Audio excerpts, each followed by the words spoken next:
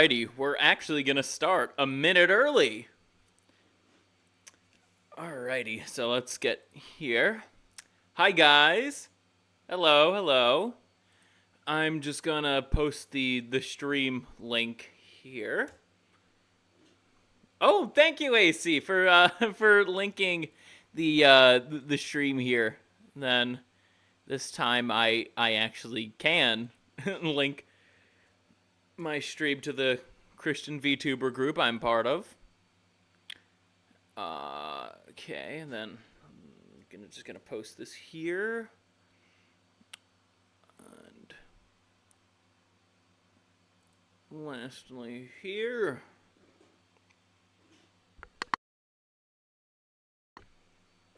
Alrighty. So usually, I suppose we could wait a few minutes. Let's just see who's in chat. AC, Rexus Prime, Dusty, Rugburn. How are you guys doing? I'm just going to give probably like a few minutes here, and then we'll get on with tonight's regularly scheduled program. Though, I will say, tonight's stream is going to be a little bit different.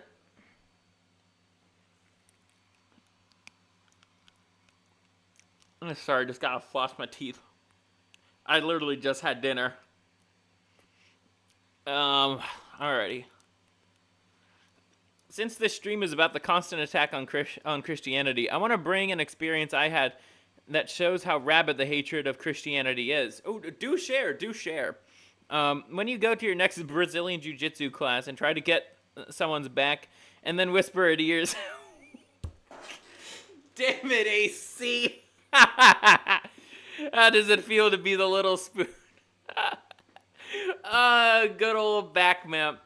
Or if they take your back, tell them, "Sometimes I let people take my back so I can feel what it's like to be the little spoon." It ain't a ScurvyRum stream without something weird, AC.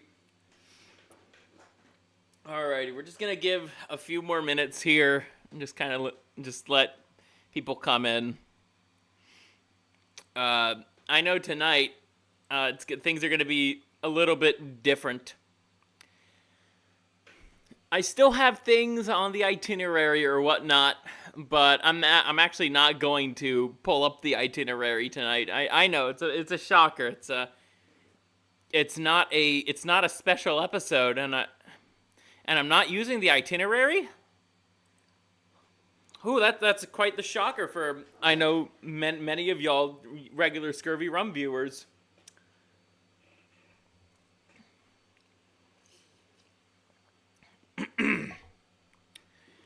Alrighty. I suppose a few minutes have passed. Let's just get started with this. So, in the modern age, there is quite the attack on Christianity. It has not let up for many, many years, and it's not going to stop now. The combatants in this war here are Christians of, different stripes and all that. So we have the Orthodox, the Catholics, even the Protestants, the few based ones that are there. They are waging war against leftists, LGBT, feminism, Jews, Muslims, all the other religions in between, and even other Christians, believe it or not. These people have sought to undermine the name of Jesus Christ to promote their own leftist agendas. It's rather sad if you ask me. And the thing is, it doesn't really surprise me that this attack, or this specific attack, is happening. Now that, the internet is a thing, and, the whole satanic panic thing happened, I would say the Christians exhausted their resources too soon in this war. Then again, the whole satanic panic thing, that was actually a giant misdirection to use our resources to fight something that we realistically couldn't win. But I think now that there's people are starting to return to more masculine sects of Christianity, like Catholicism, like Orthodoxy, they're going to, provide great ammunition for this conflict. Because I remember earlier when I was at the gym listening to Better Bachelor's interview with Andrew Wilson. It's like, and I agree with Andrew's approach on how these issues are going to be solved. Is that you're going to have young men who will learn how to actually debate people, and come up with good arguments, and basically just tell these feminist wenches that, hey, this is what actually is going on. Your propaganda doesn't fucking work on me. Something to that akin. More and more young guys are starting to realize that. It's like, hey, I don't have to follow through with this feminist nonsense. I really don't. And I'm not the only young guy who converted to Orthodoxy because of that. Many other people have converted to more masculine denominations because it's like, oh, they're tired of being preached to by feminists. They are tired of the constant tone policing. They are tired of just the absolute heresy that they notice goes on in many Protestant churches. And also, they are just tired of the basically Jewish-led war on Christianity. But before we get into some real heresies here, let us steel ourselves with some wisdom from the Bible itself, from our leader from one of our leaders in arms, Undead Chronic. We have his video on the top 10 red-pilled Bible verses about women. These are actually some of my favorites. I've listened to this video many a times over the years. Even when I was an atheist, I was like, this is actually pretty interesting. Now, let me just crack a can of Surfside open, and we'll get started. That's basically what I'm just going to be drinking tonight. No rum here. I'm actually trying to be a bit more composed, so to speak. And then also, before we do get started, I will say that I'm not really going to be reading chat much tonight. This is more so of a kind of a guided experience, so to speak. It's not that I'm not going to be reading chat. I still will be reading chat. This is more of just trying to keep myself on task here. So no doubt I'll be looking at my phone, seeing what you guys are saying, but I don't think I'll really be reading much of it tonight. But with that disclaimer said, let's get started and destroy the soy. Hello, gentlemen. It is Pastor Chronic here to drop some holy news on those that have ears to listen and eyes to see. I will speak plainly in this video. The church has been subverted. American churches, in particular, have been broken and... Look at this shit right here. This does not... Look at this right here. This rainbow thing. This does not represent the promise that, God made to the Israelites.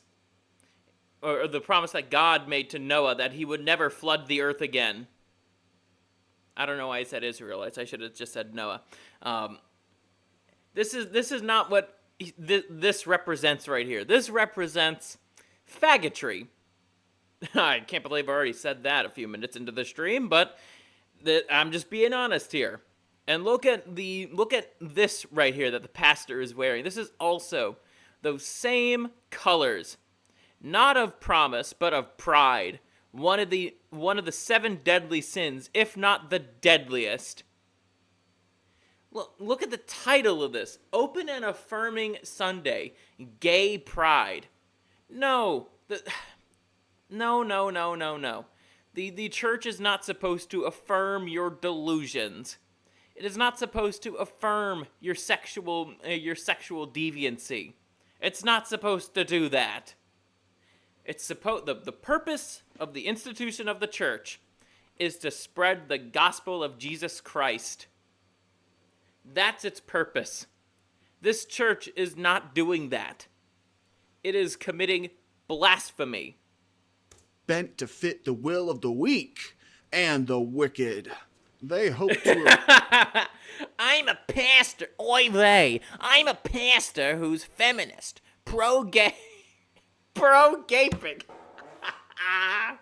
Pro-trans. Pro-drugs. That one's... I know what that one says. I'm not gonna read it. Pro-refugee. Wow, I'm so heckin' progressive, guys. appeal to men and women based on emotion. There are churches led by female pastors. Blasphemy. A blasphemy in and of itself. There are LGBT affirming, genital chopping, Transformers celebrating pastors. Blasphemy. Blasphemy. Why are those words on that pastel-colored flag? A flag, mind you, that was made by a Jew named Harvey Milk, who was indeed a pedophile. I'm sorry. Who wear the garb of God with gleeful faces as they spit on the religion and culture of Christianity. These false prophets' own bodies are a testament to their weakness. Their Yes. chubby, fat-filled faces, their unformed limbs, the muscle that they use the most is their esophagus. These disgusting aggregates of adipose and soy do not worship the same God as Christians of old. They worship the false gods. Look at this blasphemy right here. I could tell you why that is blasphemy. And it largely is the fact that, God is God cares about all of his children, not just the black ones. Of BLM, of LGBT, and of trans fats. Their worship to false gods yields the fruit of destruction we are forced to harvest today. Black Lives Matter. Look at this shit right here. No. This would not happen in an Orthodox church. This does not happen in Catholic churches. There is not going to be some weird sermon on, faggot issues or black issues. That doesn't happen in those churches. Because they are real churches dedicated to spreading the gospel. Bless this banner. But more than the outright infestation of estrogen-laced demons, there has been Look at this guy's physiognomy. Look at his noodle arms. His lack of a chin. No meat on his bones. Well, he's being lectured to by some fat feminist cow. been a great weakening of church leaders and pastors across the West. How am I? Yes, honey. I'll blaspheme with you, my lady. That's what this guy's thinking right now. One thing I'll give him: haircut looks nice, even if he's balding. To take a wait, no, pastor never mind, it's seriously not with a balding. weak body. He waddles up to the stage wielding a Oh yeah. Okay. Thanks for reminding me, Dusty. There was an incident. It seems like the laity disapproves of this stuff, like all the faggotry. Some of the higher ups in the church, they are very much into this, including the Pope himself. And so there was like that whole thing that happened at Seton Hall with the Jewish drag queen study hour or whatever it was. And then there was also that pastor with, I think he has like he has a trans kid, quote unquote. But thankfully that lecturing didn't happen. The laity seems to be the people holding the ministry to account, if that's the correct term. Oh, Cairo, hey man, how's it going? Sheffo says, "Who is this slave?" Now, Cairo's a mutual of mine. You're not drinking tonight. I'll grab a shot of vodka. Cheers. No, Dusty, I am drinking. I'm just not having rum tonight. I'm just having some Surfsides so I could stay on track. Decrepit temple that is a shameful sight to behold. The average pastor in the U.S. goes to McDonald's more than he goes to the gym. Pathetic. What a way to defile God's holy temple he gave you. The average pastor. Oh, come on, Chronic. Come on. He married a non-virgin. His daughters are the town's bicycles, like a damn timeshare. That he does, Pickle. I knew a pastor whose daughter dumped her betrothed a month before the wedding because their, quote, energies didn't vibe, unquote. Now in the comment section, let me know. Oh, boy. The fact that she's the pastor's daughter said, "Oh, our energies didn't align," tells me that that particular pastor, he was not a strong father. Because quite a few of the pastors I know who, well, mainly the Orthodox ones, if they hear their daughter talk about astrology, right? I know the pastor that is the pastor at my church. He's a grandfather. But if he were to hear his daughter talk about our energies didn't match up, do you know what would happen to her? Do you know what would happen to her? He would not be happy about that, because she's placing she's not placing her trust in God. She's placing her trust in a false god, which is astrology. Where in the holy book it states that a Thotem must have the correct energy match with her man to marry, unquote. Now she is a physical trainer getting rammed through by every guy that puts 3 plates up on each side of the bench. A travesty. Fertility and potential wasted because her father, a man of God, trusted her emotional, feminine state with the responsibility over her sexuality, and she failed. She did fail indeed. By the good book, she's not worth being a wife. She can't be a wife. She's not a virgin. And I highly doubt she has been taught that harsh a lesson from her man of God father. The church is in crisis. Its membership has been declining at a steady rate for decades now. Yet at the same time, young men and women everywhere complain of having no purpose, no. An Orthodox priest would give himself whiplash if he heard his daughter say that. Yes, exactly, O'Cairo. Exactly. Opinion on the booing in Philadelphia. I gotta fill me in on that. I'm not sure what happened in Philly. Anyways. Goal in life. Depression is soaring. Self-deletion is soaring. People are losing their souls to consumerism. So what gives? This is the problem. The church, Christians, and Christian culture has sacrificed its holy laws and scriptures to appease women. They preach forgiveness all day, but not virtue, not self-restraint. They slander and slander and so. Let's pray the Pip's prayer. That's funny. Actually, you gave me a good idea, Dotard. I really should be going after the Young Turks more often. I think that'd be funny.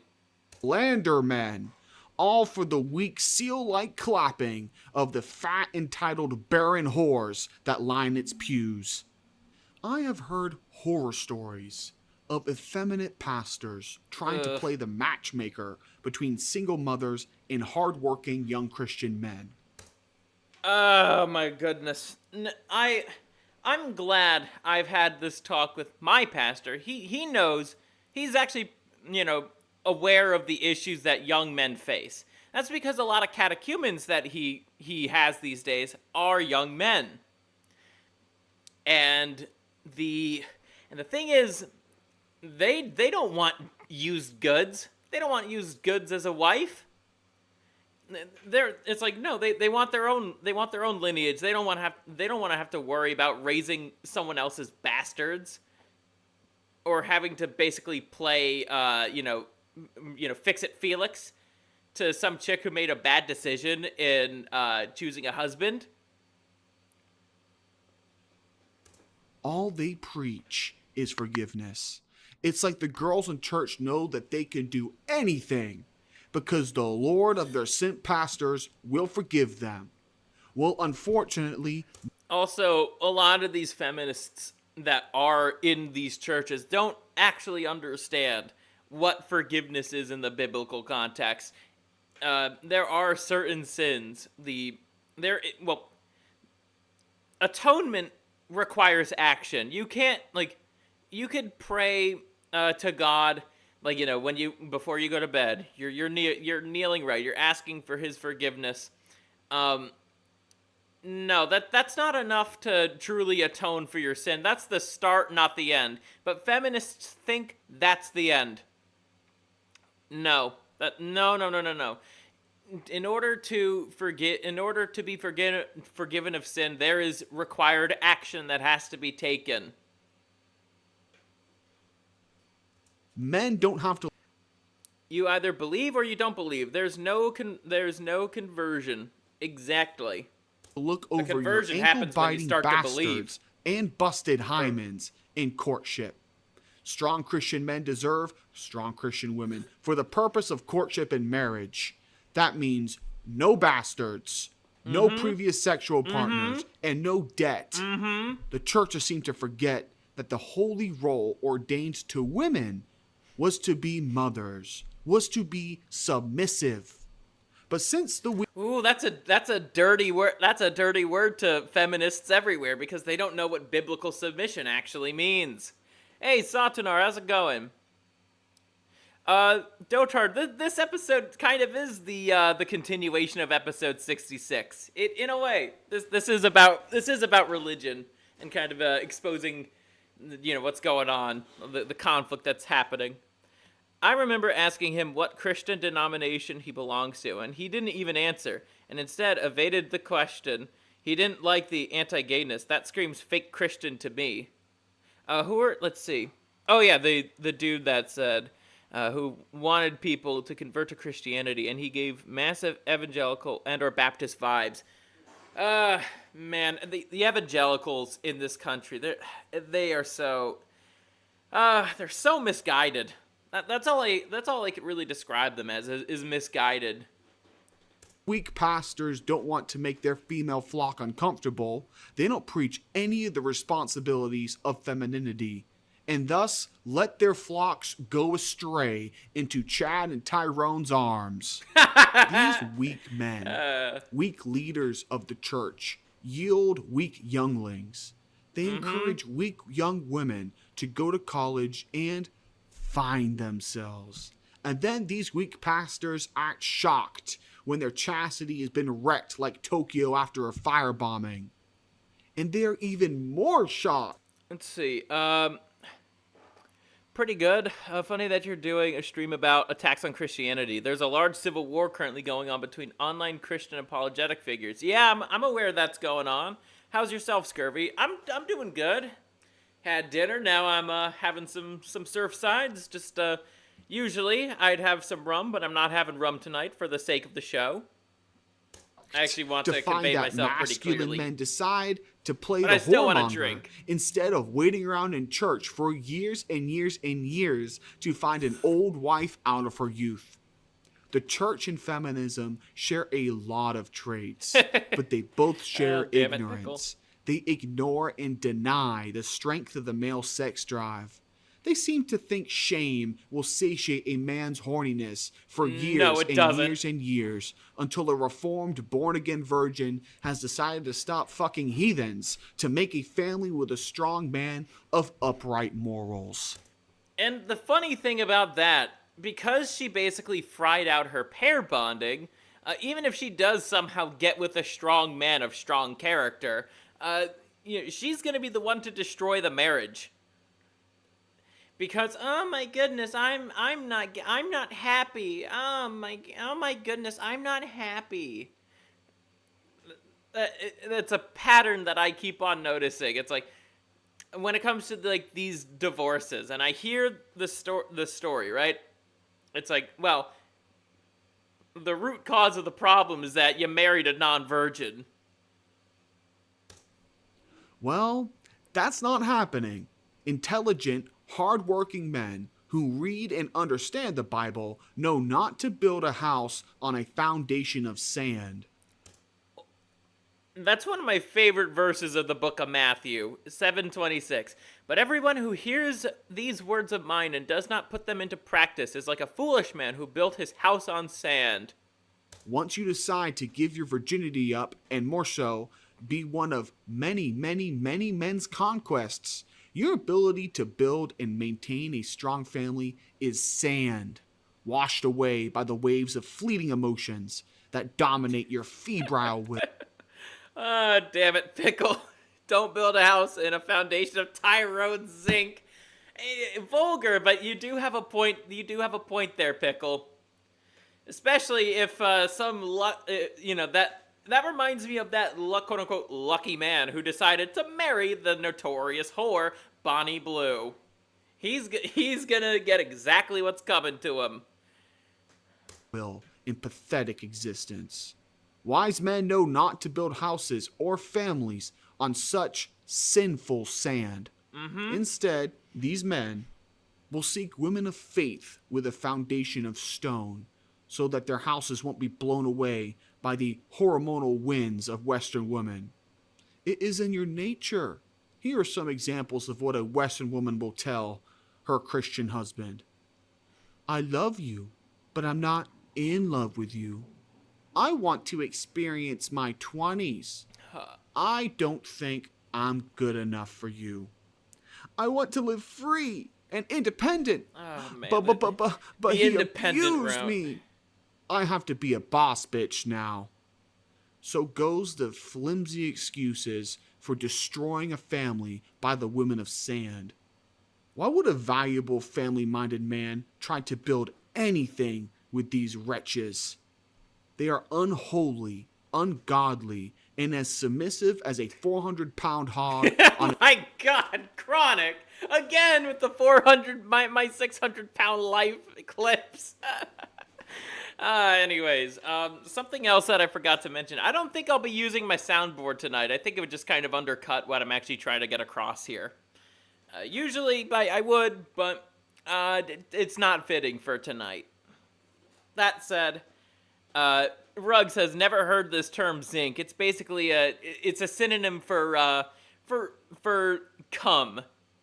It's the term that Chronic. It's a term that Chronic kind of coined, so to speak, to refer to cum as zinc. It's just a YouTube-friendly way of saying that. its way to the Golden Corral buffet line. So is it any surprise that these supposed Christian women can't find any worthy Christian men to marry them? Let me quote from a source. Consider the case of a mainline Protestant woman who has some desire to marry a mainline Protestant man.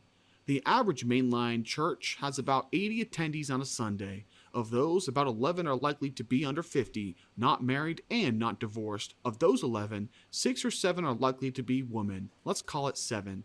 As we stipulated in that scenario centers around a woman. That means for every 7 eligible women, Go on. there are 4 eligible men. Unquote. Now, do those 7 Christian women have realistic standards? Do they have standards from God, or are there standards of the world? That's a huge distinction to make.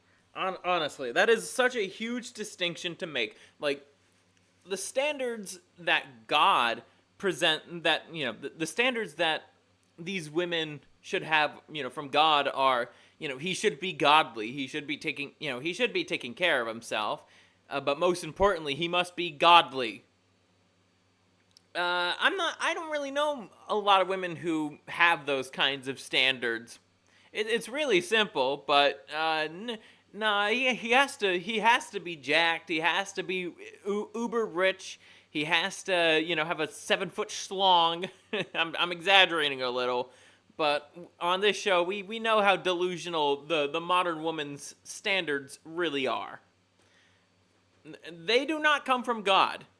God never said in the Bible, in order for you to marry a woman of the church, you have to be 6 foot or over, make 6 figures a year, have a 6 inch schlong, have a be 666 devil chat. That's not in the Bible, not at all. Do they listen to Walt Disney more than the God of their fathers? He needs to be at least 6 foot, making at least 6 figures, with at least 6 inches below the belt. What's that? That's the 666, aka Devil Chad. Western women with weak constitutions willfully throw away their purity and chastity on the groins of men who have no intention of taking care of them and no intention of siring their children. In short, these women choose their own misery. So like carrots in a stew, let them marinate in it. And marinate they do. They do.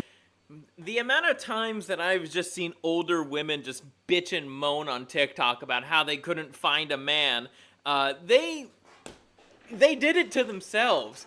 They decided to focus on, careers. They decided to focus on racking up bodies. They decided to basically fuck up their lives in pursuit of some basically a pipe dream that doesn't make a woman happy.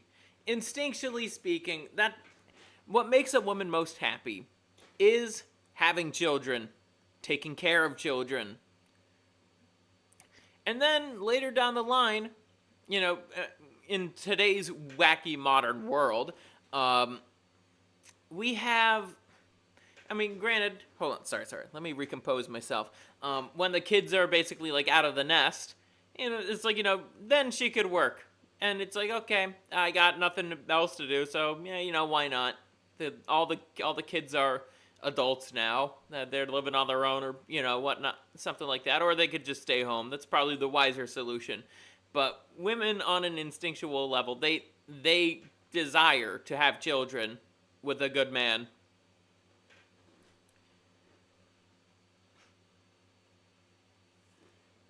In their dusty old eggs and zinc soup, they marinate. But unlike men, women are not satisfied to suffer in silence. Because why would a little Disney princess do that? She has to be saved. And so therefore she screeches to the world, where are all the good Christian men? Where are all the good men? Well, the reason why you're screaming that now, when you're 30 and not when you're 20, largely has to do with the fact that you spent your 20s getting pumped and dumped. Yeah, you're not exactly a good Christian woman, at least in my eyes. I'm sure to some sorry simp, maybe. But that's if you're still somewhat attractive in your 30s. And your body count isn't in the hundreds, or in the high 20s. Men, where? These females, they can't be saved. They can't. In spirit, maybe. It's like the J. Cole song. Don't save her. She don't want to be saved. Don't save her. She don't want to be saved. Don't save her. She don't want to be saved. Exactly. J. Cole put it best. But not on this earth. Not by us men, and not by those that wish to make strong families. With all that being said, I will now cover the top 10 red-pilled Bible verses about women. Maybe the old, used-up slores of the West can take heed and spread this holy wisdom to their daughters or nieces, if they have any.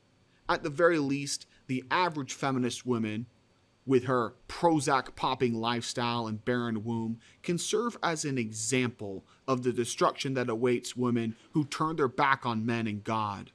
So take heed, my brothers, and listen to the ancient wisdom I given to see. you. That's interesting, The Rug. first verse comes from the book of Isaiah. This text includes the writings of several prophets who have had the privilege of watching Jerusalem burn and its people sold into slavery. They witnessed the absolute destruction that the One thing I really like about this video, it provides the historical background as to, when the book was written. So big ups on you, Chronic, for doing the historical research many won't do. love of wealth had on its people. It reads, Isaiah chapter 3 verse 11. Woe to the wicked! Disaster is upon them. They will be paid back for what their hands have done. Youths oppress my people. Women rule over them. My people, your guides lead you astray. They turn you from the path. When you allow women to rule, Well, what's happening in many countries actually that do have female politicians, and this also kind of applies to the female pastors, the church leaders that are for some reason women. They are not meant for leadership roles. They are not programmed with the necessary traits to be good leaders. over you, your path leads to destruction. They will give evil men children, and said bastards will rise to oppress you. How do bastards oppress you today? Well, considering a 10% increase in the percentage of children living in single-parent homes typically leads to a 17% increase in juvenile crime, bastards are the ones attacking, murdering, and raping well-adjusted individuals and their families. Have you ever? I mean, aside from the obvious, 1350 or whatever that latter number is now, it's like, ever notice like their backgrounds? They don't come from stable households, because those who come from stable households don't commit crimes. Once again, per capita is going to be going over a lot of people's heads, especially if they're left leaning. But these people who commit these violent crimes, they were raised by single mothers. They were raised by the state. They did not have any real masculine figures in their lives, and so they resort to gangs. It's quite the vicious cycle that's been going on, ever since the black family got decimated back in the 70s. You could thank crack for that. Did you just get carjacked by Tiredius? Probably a bastard from a single mother home. Have your kids been shot up in school by little Johnny? Probably a bastard from a single mother home. And the women rulers. Ooh la la, a majority voting bloc. Vote for policies that directly lead to the propagation of more criminal bastards. They Literally, so many principles of feminism will lead to this. The fact that they are so ardently anti-man, the fact that they want to do everything they can to prevent dad from being involved in the kid's life, especially after divorce, that they will go through any means necessary to try to break up the family unit. And it's not pretty. And whether it's now or back then, we're seeing the consequences of that play out. Just a bunch of maladjusted individuals who are basically fucking up the next generation. Thank you, politicians. vote to replace you. They vote to have the right to murder children. They vote to spend your money on people that hate you. That is what it is to be ruled by women. But what is the fate of the honest and hard-working feminists that collect degrees like Pokemon cards while their wombs dry up like paint? They will beg and plead to be taken by a man so that their shame will be reduced. The second verse is Isaiah chapter 4, verse 1. In that day, Ooh. 7 women will take hold of one man, saying, "We will eat our own bread, wear our own clothing. Only let us be called by your name to take away our reproach." These career-minded feminists will provide their own bread and apparel from the careers they gleefully chose in their youth. But once they get old and the male attention they're used to is reduced, they will gladly It will share happen. one honorable man between them just so they're not ashamed. They want protection in a strong man's name. These wicked Western whores will get neither. But try to get... That's the thing. What's unfortunate is that we are starting to move towards polygamy.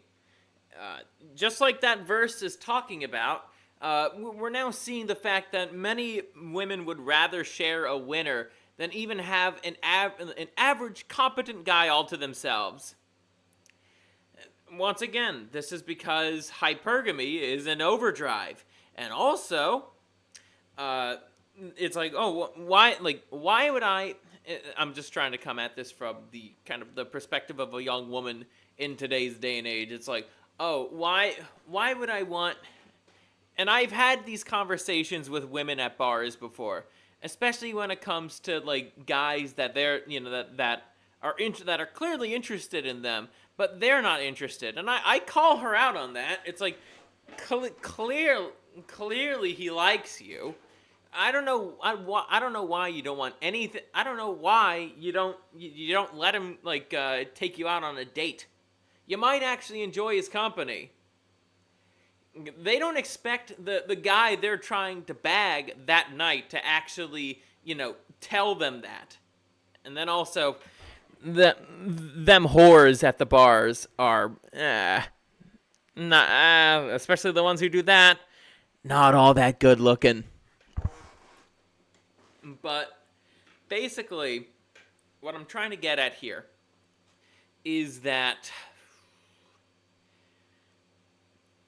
when it comes to like the continuing of at the end times, that's kind of what we're going through right now as a civilization, death by wealth.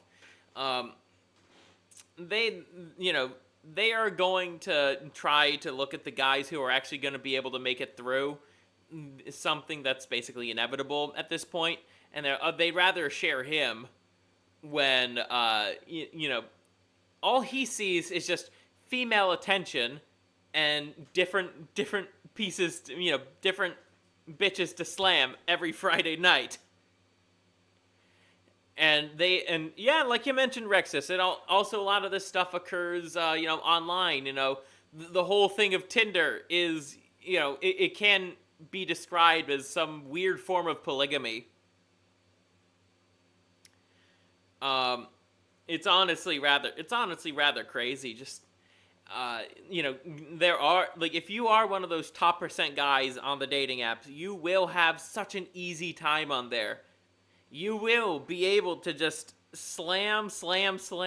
Meanwhile, the rest of us, if we could even get a date, that's not that's not happening anytime soon. It's honestly rather nutty. An old feminist to admit the error of her ways. She won't. She can't. She is the whore of Babylon. Yep. Sunk cost fallacy and the whore of Babylon. Just thought I'd add that. The next verse describes the arrogance and solipsism of women who choose the path of the whore. Proverbs chapter 30, verse Book 20. Of Proverbs. This is the way of an adulteress. She eats and wipes her mouth and says, "I have done no wrong." This is the way of the entitled narcissistic woman. They will change your perception of reality so that they can do no wrong. He abused me. I was raped. These lying women. In terms of that, so let's go back to that latter line. Did you guys know? I might have said this before, but did you guys know that before the advent of the Me Too movement, it was 1 in 9 claims of rape are false. That used to be the case. But now we are way past the fallout of the Me Too movement. And that stat has completely inversed on itself. Now, most people, most logically minded people, are going to, are going to be like, where's your proof? You're laying out allegations on Twitter. Why didn't you take this to the police? That's what I do.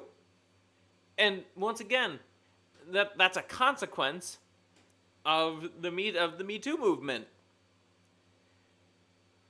But going back to the he abused me. I've seen that line. I've heard that line many a times, and I don't immediately say, "Oh, that's not true," because obviously I'm trying to keep the peace at a bar. But in my mind, I'm just like, there's something that's being omitted here. In my mind, it's like, who started the fights? How did this happen? The guy, I know the guy. He never struck me as that kind of person, and we've talked about dating and all that before. And then usually I'd hear he's just lying to you, but it's like, no, he's been rather, in my mind, I'm just like, he's been rather truthful with me, and probably his other guy friends. Maybe there's a reason why there might be a reason why he's been lying to you. I don't say that. I'm just thinking this in my head, and I'm just like, it's most likely something that her friends have been putting in her head, her single girlfriends. Will say anything to pull on a man's heartstrings. This is why back in the day, the testimony of a single woman was not sufficient to punish a man. Compare that to now. We have thousands, if not hundreds of thousands of men rotting away inside prison off the word of some lying Western whore. That's also true. There's absolutely no punishment for a woman lying about, a man raping her. There's no punishment. And more often than not, in a lot of these, I have a feeling in a lot of these, feminist conquered churches, they probably do spout the Me Too shit as a way to instill fear in the male congregation. These sinful women refuse to see, even though those men in the pews, they would never rape a woman. their disgusting actions as sin. This is why we must punish them, which leads us to the next verse. Deuteronomy chapter 25, verse 11. If two men are fighting and the Hold on. Now, we have side prison. Deuteronomy chapter 1 of them, verse 11. Sorry.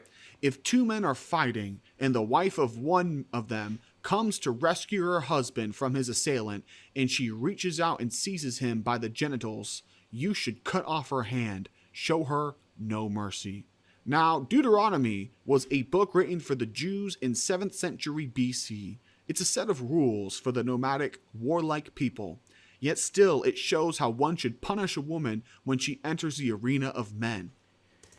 And for this has to go back to men have an overwhelming monopoly on force. So any arena that involves force and a woman tries to enter that, she don't expect her to really make it out. Don't expect her to, be a hero or anything. And also, it's like, no, you don't belong here, chica. You really don't. Especially in terms of politics. So I think, punishment might be necessary. Punish her like a man. Let us pay attention to the ending. Show her no mercy. If a woman intends to castrate or disable a man via squeezing his testes, she should be shown no mercy. Now, what is the application of this verse when it comes to the legions of white single mothers willfully sending their sons to be castrated. They dress them as girls and declare them to be trans kids. For what? Ugh. For attention. Should we show them mercy? No. That's something a lot of people don't understand. Like, there comes a point when if somebody is constantly being unrepentant, and they're still doing something that's clearly evil, and they acknowledge that it's evil, and they don't want to change at all, they do not want to repent for their crime, then absolutely punishment is justified via force. Many weak pastors would say yes. On a side note, there must have been an epidemic mercy. of nut-grabbing Jewish women in the tribe of Judah for Moses to make such a specific rule. Probably. Can you guys imagine being a holy leader and saying, I can just imagine it now. You're gonna provide you guys some brevity here. Just imagine it's like some Jewess just grabs her man in the balls and he's like, oy vey. I just thought I'd provide some brevity. these Or levity, Yatzka-hoes I are should say. grabbing the family jewels. Take their Oy hands vey. off, so they gotta give out stump jobs. Next up Stump is a jobs. verse that 99% of husbands and 100% of those unfortunate enough to be married to a feminist can truly relate to. Proverbs chapter 21 verse 19. It is better to dwell in the wilderness than with a bitter woman. Have many of you gone camping? Ah, yes. Easily one of my favorites from the book of Proverbs. I also heard, it is better to live in the corner of an attic than with a quarrelsome wife. I've heard that one too.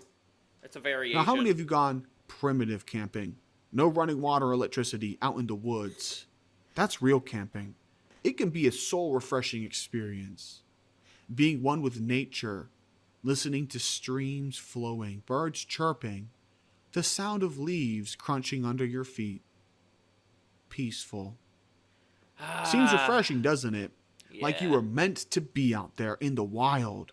Now let's compare that to the beautiful sounds from a bitter woman. Oh my God! You didn't put the dishes in the dishwasher! You didn't. Nag, nag, nag, nag, nag! You didn't do this today. Oh no, that's no good. It's over 1.5 centimeters that way. It should be You should be going back to that. I hope that's a horrible voice that I just did for you guys. Imagine that 24/7. From the time you wake up, you get home from work, you go to bed, probably still nagging to you 5 minutes by the time you shut your eyes, and the day starts over, and the same thing happens. You get nagged at by your female boss at work. You come home to a quarrelsome wife. The trash needs to be taken out. And the cycle continues and it continues and it continues. Imagine living that for every day for, let's just say, 10 years. That would drive me nuts. So yes, I would rather live out in the wilderness than with a quarrelsome wife. Lloyd! What? You need to take out the trash! Lloyd! Please put the clothes in the wash! Lloyd! Can you Lloyd! feed the freaking dog?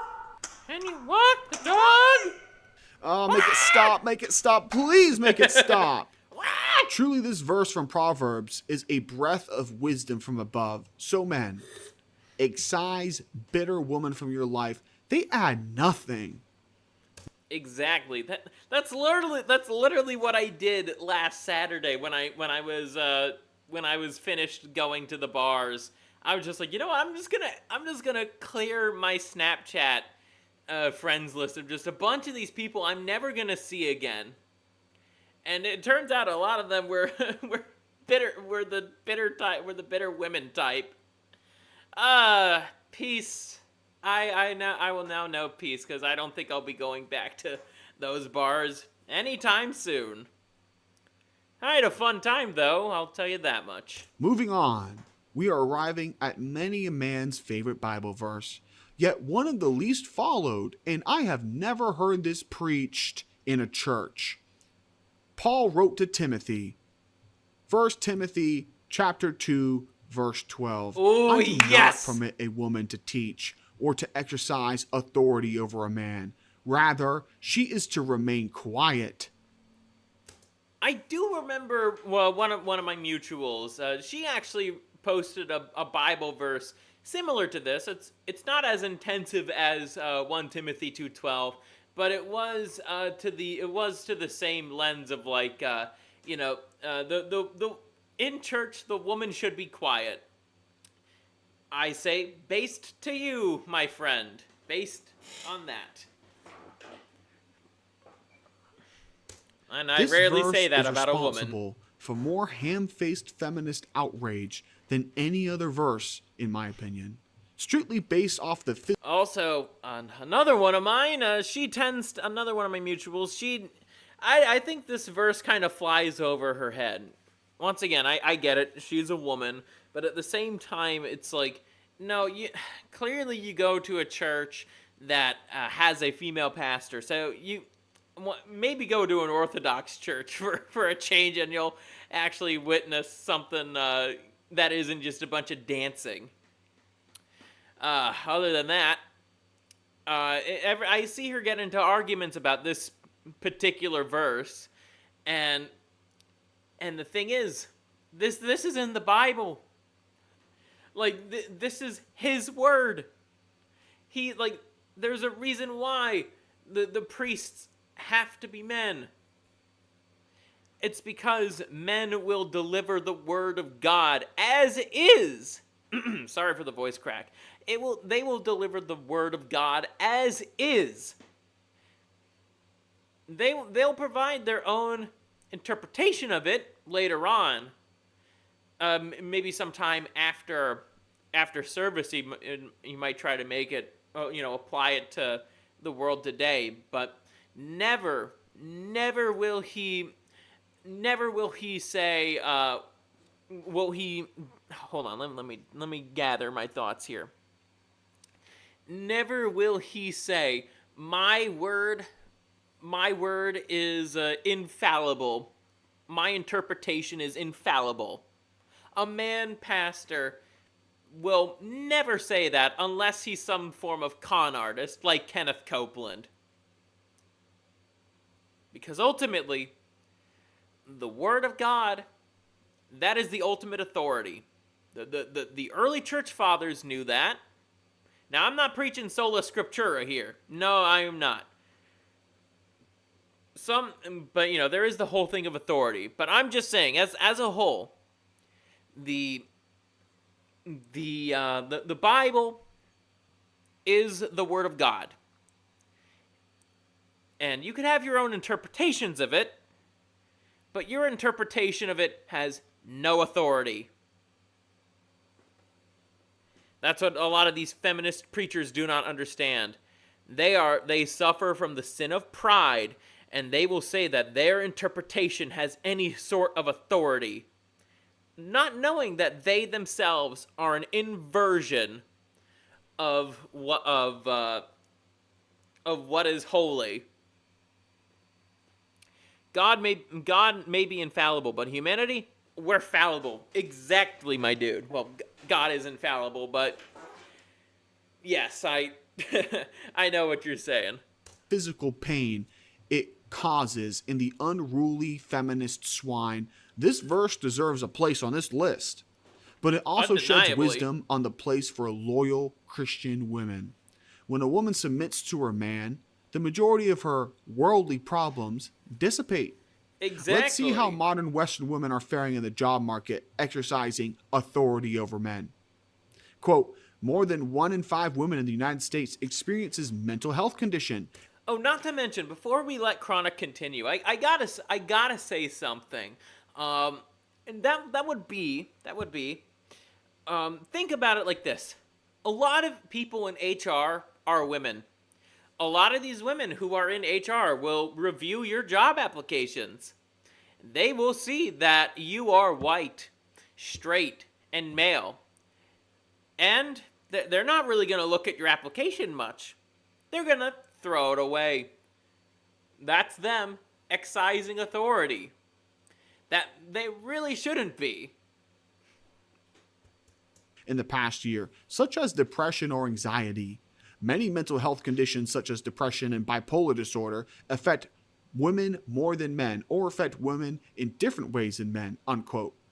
Oh wow, it looks like when you put women in a position where they need to exercise dominance and constantly be surveilling her environment for other threats, they seem to crack under the pressure.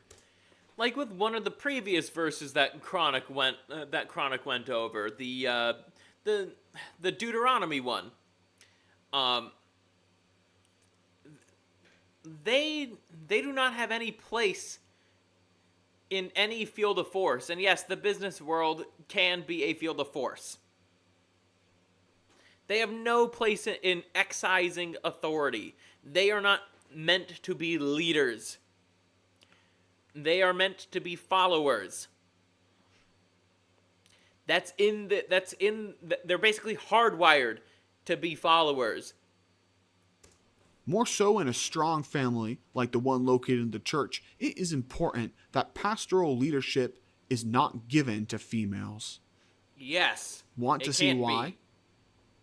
Did you know that a female pastor is now an OnlyFans content creator? Okay. What?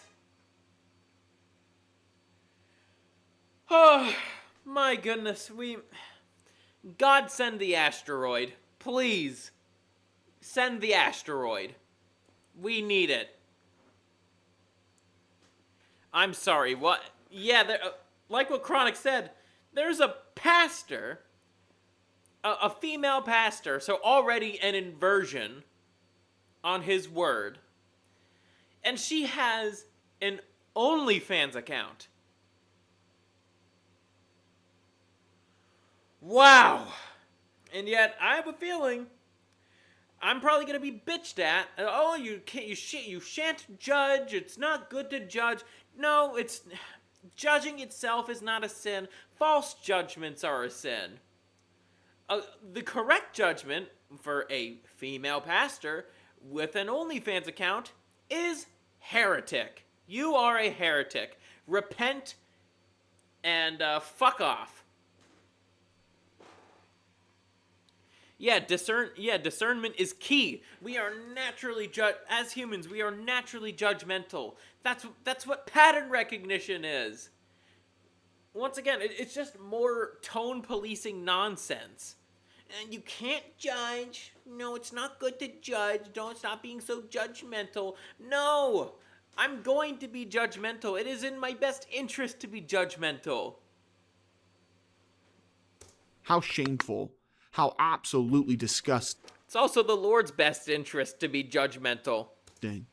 But being a false prophet or a domineering bitch boss isn't the only pitfall women have in modern times. Mm-hmm. Unfortunately, the more beautiful a woman is, the more likely she is going to leverage that beauty, and most likely pugniti, to acquire resources from simps and men that wish to sleep with her. Mm-hmm. A non-virgin woman that sleeps around is known as an adulterer in the Bible, and they should be called as...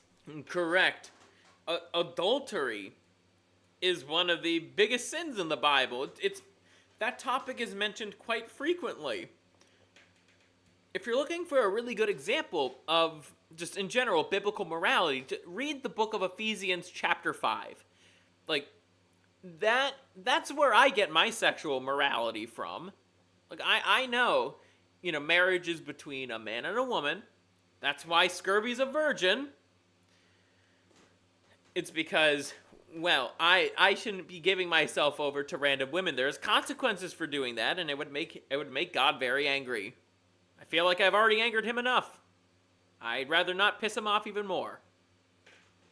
Everyone is constantly judging everyone else all the time, and anyone who tells you otherwise is not being truthful. Exactly. They're being deceitful. As such. I like to use these phrases to describe women who use their sexuality for gain or to satisfy their whorish desires. Salute, salor, whore, slut, thought, 304, Thottiana, floozy, thoughtlet, thotum, streetwalker, zinc demon, zinc walker, stank skank, asphalt tramp, harlot, and loose poon-yeeted goosey. That's just to name a few. Now, what is truly shameful is that these women are either unaware of the inherent value of virgin brides, or they are so damn arrogant and sinful that they think despite having their cervixes and vulvas covered in zinc sauce, they are just as valuable to men as a submissive, chaste bride is. No. No, that I mean, obviously, I know Chronic is gonna have a response to this. I'm just saying my response. It's like, this is another problem I have with the evangelical crowd. It's like they expect me to not have any sort of word on a woman, like on a woman's past, when that matters. That's in the Bible. Yes, we should be discerning about a woman's past. Now, does that mean we always have to call her a whore? I mean, obviously in person, I know I'm a bit of a provocateur, but I would just say, if I'm trying to be respectful here and trying to maintain the peace, that matters too. I would just say, no, that's just too much for me. Like, I'm sorry, that's just too much for me. I don't have what's needed to kind of help you. That's what I'd say if I'm being cordial and trying to keep the peace. If I'm not doing that, I just call her a whore and tell her to fuck off. That's pathetic how stupid they are. These women willfully throw away their most valuable possession for swine, like instincts, which brings us to the next verse. Ooh. Proverbs chapter 11, verse 22. Like a gold ring in a pig's snout is a beautiful woman without discretion. A beautiful woman without discretion goes to bed with any attractive man. A beautiful woman without discretion gets a job stripping. A beautiful woman without discretion gets an OnlyFans. Basically, what he's trying to say here is that a woman who just kind of doesn't think about anything in life. She is an NPC. Like, she just does things because they will feel good in the short term, but she doesn't even entertain the consequences something like having an OnlyFans account will bring in the long term. Beautiful woman without discretion goes to college and gets slammed by frat boys. A beautiful woman without discretion wields power like a man without understanding the consequences. Or responsibility. Unfortunately for these mindless animals without discretion, there are women with discretion. And when these two groups are compared, the differences are as noticeable as an Adam's apple on a Decepticon. That's a good one, Chronic.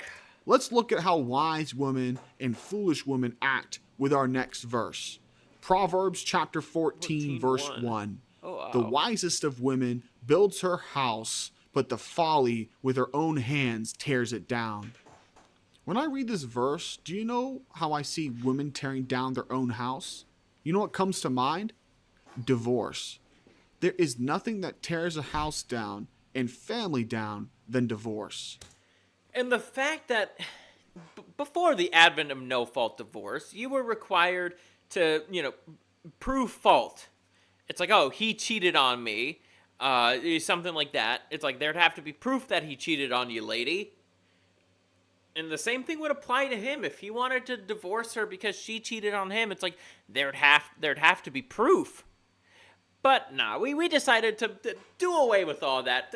Thank you, Ronald Reagan, for implementing one of the most disastrous policies in all of America. Thank you for that. Now, a woman can just sign some papers and, it's like, oh, well, I'm getting a divorce. Well, fuck you, I'm taking the kids. This verse is especially true in today's day and age, with just how fallible marriages are. That's why if Scurvy ever gets married, it's going to be solely through the church. And I'm glad that the Orthodox Church can actually do that. Like, and once again, he very much understands my concerns. I'm talking about my pastor here when it comes to marriage. I've talked that about him a few times now. And it's like, it's great knowing that it's like those who actually marry in the Orthodox Church, it's like, it goes back to couples who pray together, stay together. They will, out of like 300 marriages, only like around like 10 to 20 actually fail. That's a very low rate of divorce in the Orthodox Church. These are people who very much practice their faith and take it seriously. And so that's very much a green flag for Scurvy. That tells me that I think I might actually be able to find a decent woman of similar virtue to me. Quite frequently, both partners expend all of their resources, saved by the family, fighting each other in the family courts. Foolish women will gladly sacrifice $1 million in savings, college funds, future vacations, a comfortable retirement for both parties, in exchange for a speedy divorce and a cool $200,000 payment. But as I stated before, short-term gain, long-term consequences. Because here is the reality about divorce. For a woman, she'll feel great in the short term. The man will feel horrible in the short term. But the long run, the guy will dig himself out of it. He will dig himself out of that hole. He will carry on, and he'll be just fine. The woman, however, no. Especially in the modern age. No, she's not going to be okay. Because then, what happens, she's going to try and go back out on the dating scene, and she is going to just kind of, is like, oh, she has so much baggage that she created, mind you, and she is going to just be a horrible partner. And now, kind of getting back to the main topic here, these women go to these Protestant churches and get preached to, not the word of God, but a bastardized version of it with so much feminism infused that even breathing the air in that Protestant church, it's not going to fill your lungs with the air that he provides. It's going to fill your lungs full of estrogen. this is the way of an adulteress. She eats and wipes her mouth, destroys her family, and says, "I have done no wrong." These feminist women will quite frankly throw away hundreds of thousands of dollars just to have access to 30% of her husband's life work. She will be free. She will still have her children and a new semblance of financial independence. Her children will suffer. That money, the truth is, ladies, that money is a shackle. You never had that much money in your life before. You don't really know how to use it. Even if you have kids, you're not really going to be using it for them. I've seen what these single mothers do with money. They're trying to spend it on vacations and expensive handbags. They're not trying to help out their children. They're not buying clothes or food. Well, I mean, they probably are buying food. I'm going to be charitable this once for the single mothers. But they're not buying clothes for their children. They're not helping out with their education. They're not doing that. They are using that money to buy luxury goods. For without a father, there are innumerable costs in the children's psyche and genetics. But these costs, the destruction of her family, it means nothing to these foolish feminist slores.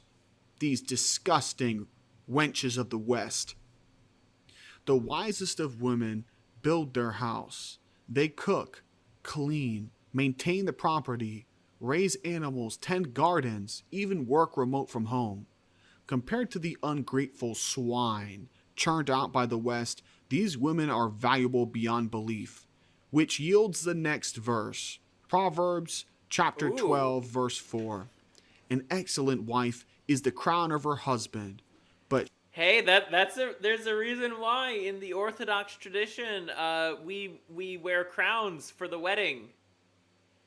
It's quite beautiful, and I once I get baptized, I can't wait to partake in that myself. You know, Scurvy's a monarchist, and so I'd love to be the king of my own kingdom. It'd be quite cool.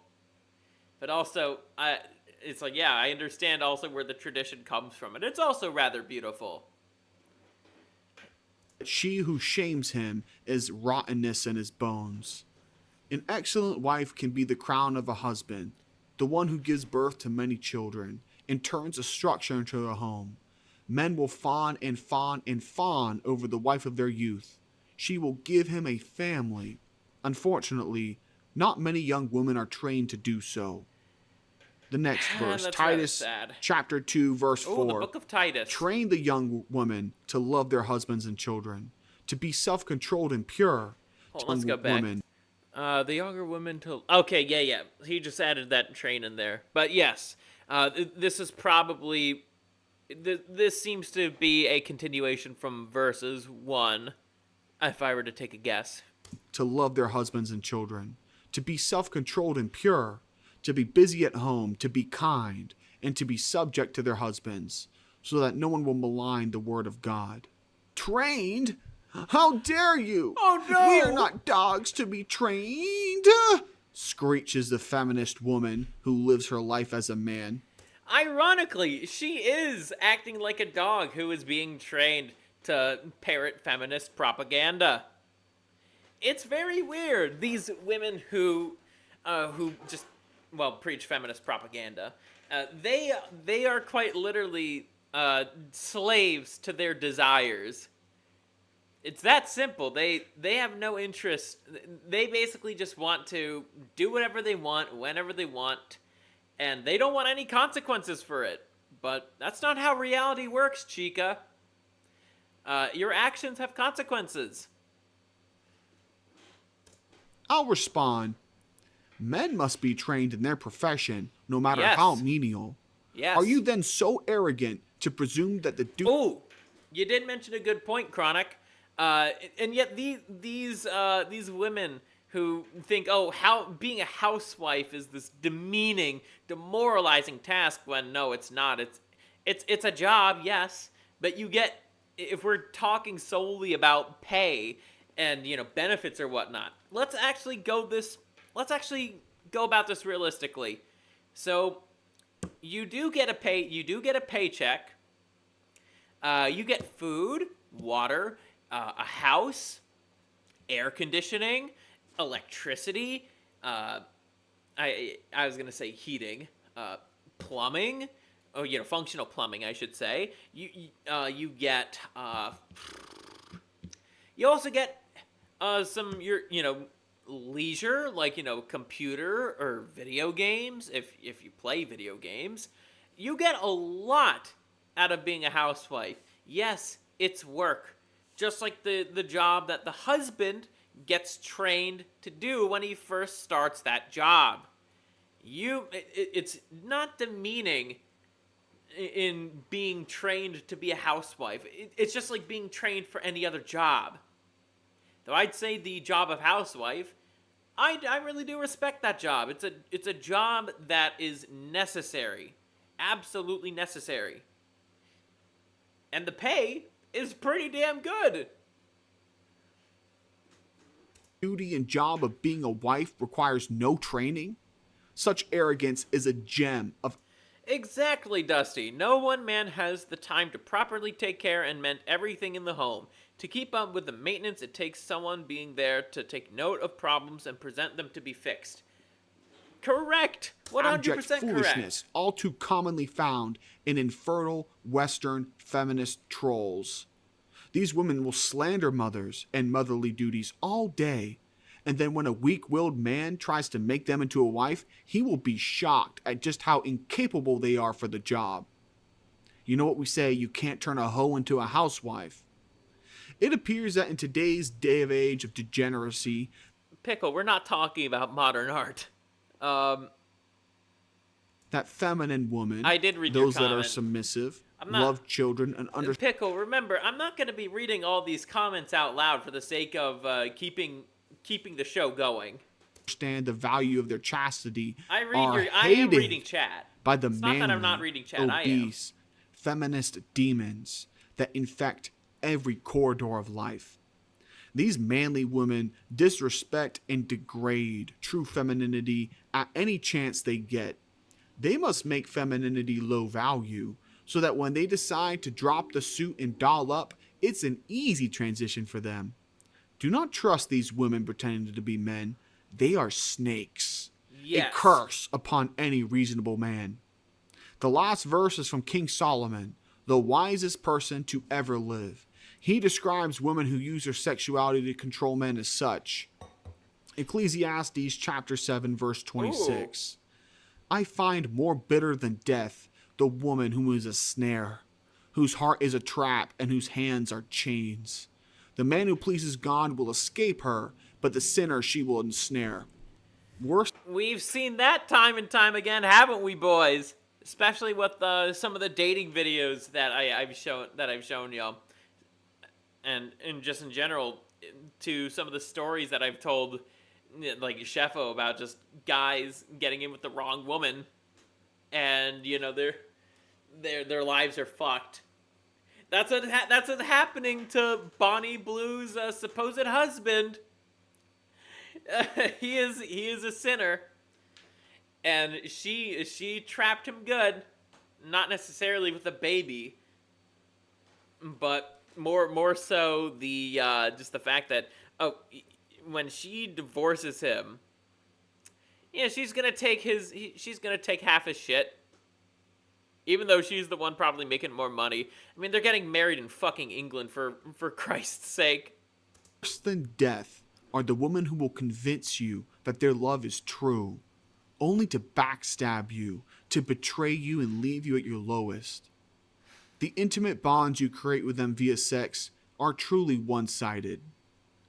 How many of you know a man who ended himself after being betrayed and dumped by a Western woman, by a woman who is a snare, one that is incapable of loving you?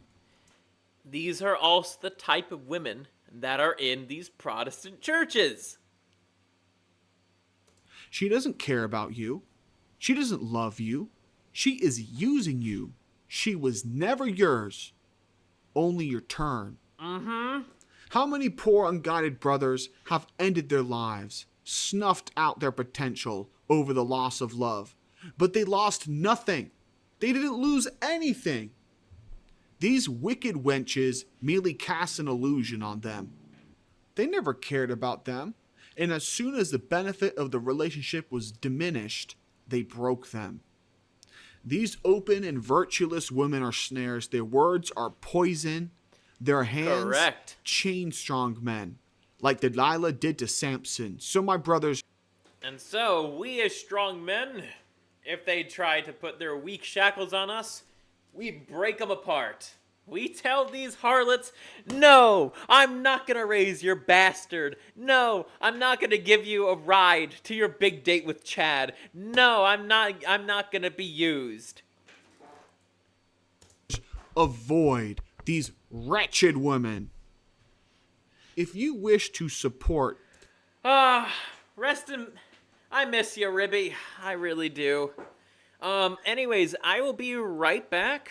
Just give me like a minute or two, because I'm gonna grab me some more drinks too. I will be right back.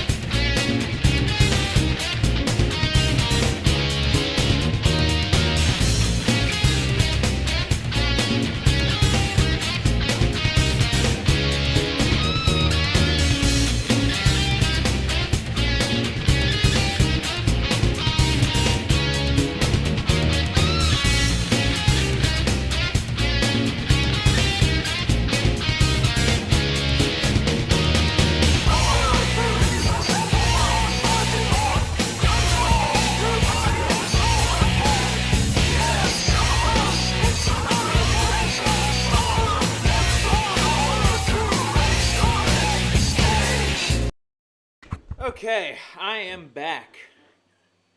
Good night, Dusty. Alrighty, I got some more booze here. Alrighty, so that was how we steeled ourselves for the upcoming heresies we're about to see. But actually, first, let me just check my X notifications first.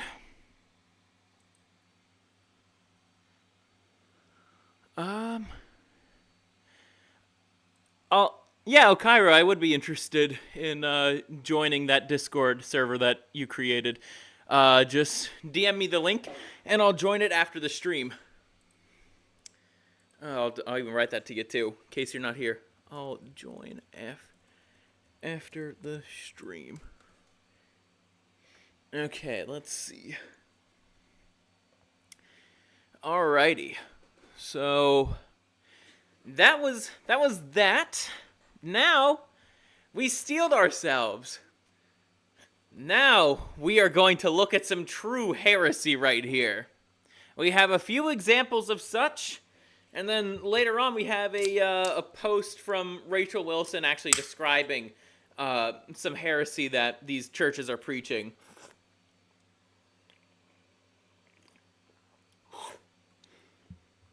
Yo, Rexus asks, yo, Scurvy, who's Ribby? Ribby the party frog. He used to be around from like 2021 to 2023. Actually, yeah, then he just stopped making videos around that time. There was a brief resurgence that he had, and then he just kind of disappeared. I think it was because of Think Before You Sleep, but that's another story for another time. If you want to learn more about what happened to him, just watch my stream that I had Grey Ghost on. Anyways, now let's get back to the stream proper. Lutheran, we have this post here from Protestia. Lutheran church preacher explains that baby Moses' trip in a basket on the Nile River has queer themes and is actually about kinship outside of heteronormative family structures, as well as a metaphor for the turbulence that trans people experience at the hands of the church. What? This goes back to what we were talking about earlier when we were watching Chronic's video. These feminist preachers will, what they do, they think that their interpretation of the Bible is absolute. And you're going to see that here. To tell you about why the Exodus reading today tugs at my queer little heart. Ugh, the story of gross. Moses in the river is a favorite of mine. It's an extraordinary little tale about found family, literally family found in the reeds, and all the beautifully messy ways that God calls us to be kin to one another outside heteronormative family structures. It seems that Pharaoh's daughter understands that Moses' origins are important. They are part of him, and moreover, they're part of how he got to her. What the hell are you talking about? So I think her choice to name him as she does is also a choice to love him relentlessly and unconditionally. I think it is a tiny act of resistance. Guys, look at this old guy right here. He is falling asleep at this shit. He is like, this is not the church I signed up for. Get this faggot off the stage. Empire that enslaved Moses' people. I think it's a promise to keep him safe. I think it's a commitment to helping him remember where he came from and to appreciate all the parts of himself. So too with us and God. Think about it like this. This woman is in a position of authority. A pastor is a position of authority, and she is telling the lay people with authority that this is what what happened to Moses. This is what it was about. It was about my fucked up sexuality. I want to focus on the ways in which this is particularly true for queer folks. There's the relatively obvious, God creates, sees, and loves our queerness before we do. God knew me as the trans bi adult I would become long before I did. No, God would not want you to be trans or bisexual. Yeah, once again, Scurvy's actually trying to repent for that sin. Well, the way you start is by, well, not engaging with the behaviors. Pretty easy for me so far. I don't know what the problem is with her. Probably the fact that, hormonal imbalance. It created me as such, in fact. No part of me needs to be left behind in order for God to love me and call. You are leaving parts of you behind, your true, authentic self, for this weird cult identity that you've propped up for yourself. No, God would not want you to be, who you are now. He wants you to go back to who you were before you discarded the pieces of yourself that He gave to you. Call me to discipleship. But there is another layer, and it's that one that keeps tugging at me. Because I think about Moses' traumatic origins. An infant born into an era of oppression and violence, buffeted about on the Nile River with just a basket for protection. And I think about how Pharaoh's daughter names this trauma as part of his belovedness. Trauma. Ugh. Her verbiage also annoys the shit out of me, too. She drew him from the waters in his wholeness, and it is that wholeness that she loved. Likewise, I think about the confusion, the fear, the trauma that my queer siblings experience, both Get on with it, zipper tits. in the institutional church and in society more broadly. The currents of church hurt are swift and sharp. Nevertheless, time and time again, God rolls up their sleeves, crouches at the shore, and pulls us Correct, through those compa. cold, violent tides of homophobia, transphobia, and queerphobia. We are drawn from the water and held close as beloved children. Goodness me. We Goodness are embraced, fucking me. we are sheltered in the house of God, and we are lifted up with pride. Lifted up with pride, huh? Wonder what that means. I know that God loves me utterly and entirely for who I am, that they trace the scars on my soul and still name me as beautiful and whole. You are not whole, nor are you beautiful. He considers you an abomination.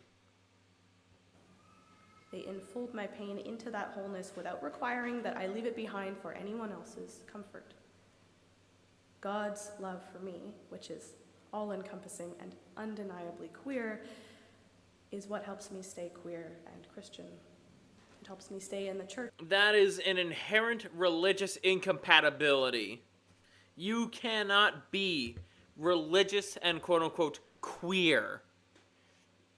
Those are two... It's the same thing. You cannot be Christian and Jewish at the same time. You have to be one or the other.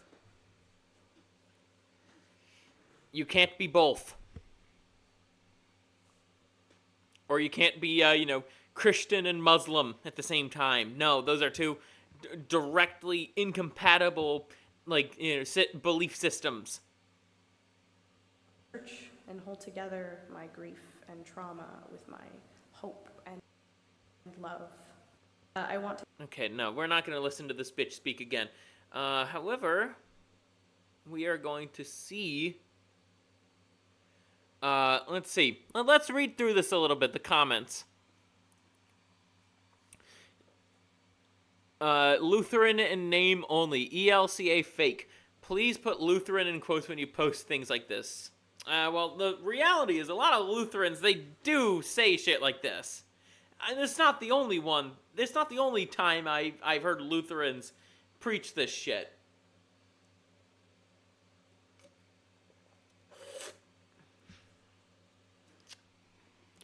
All that comes out of her is feelings, feelings, feelings. Correct. It's nothing about what actually happened to Moses. It's not preaching the good word. It's not preaching the gospel. It's her preaching her own feelings, and then a humorous picture. Is this how they picture baby Moses? It was created with grok. Look. Thank God for grok. Even women are starting to catch on to this, like Nancy here. I'm not surprised that the preacher is a woman. And then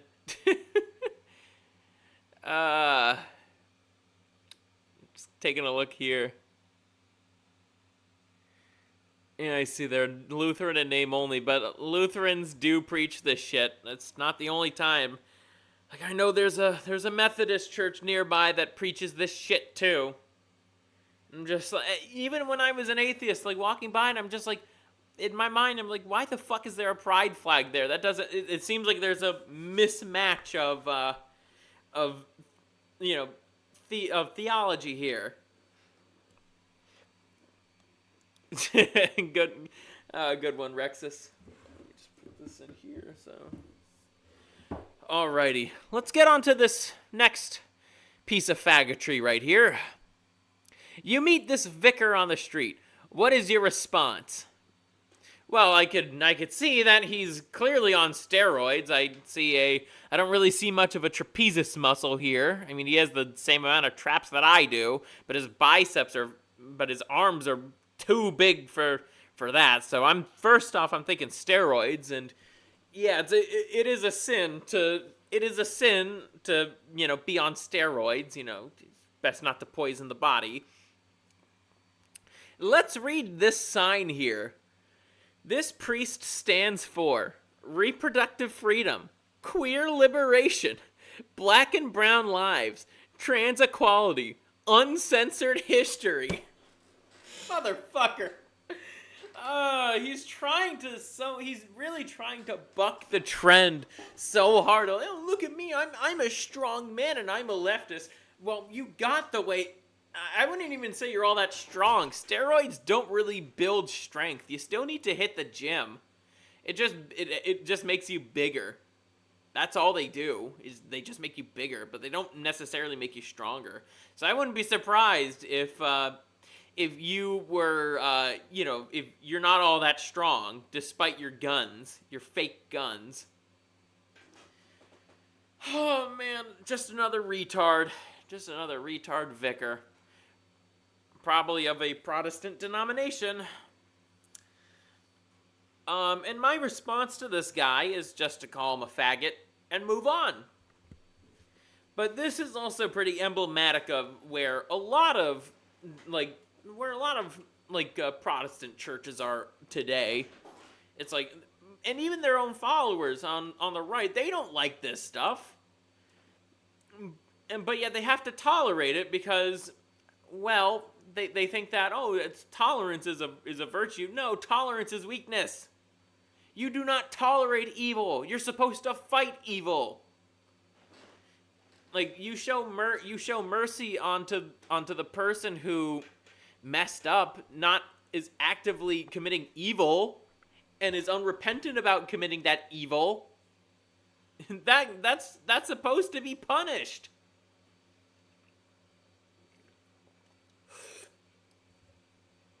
Let's scroll down at the comments. Is that his wanking arm? That's funny. Oh shit.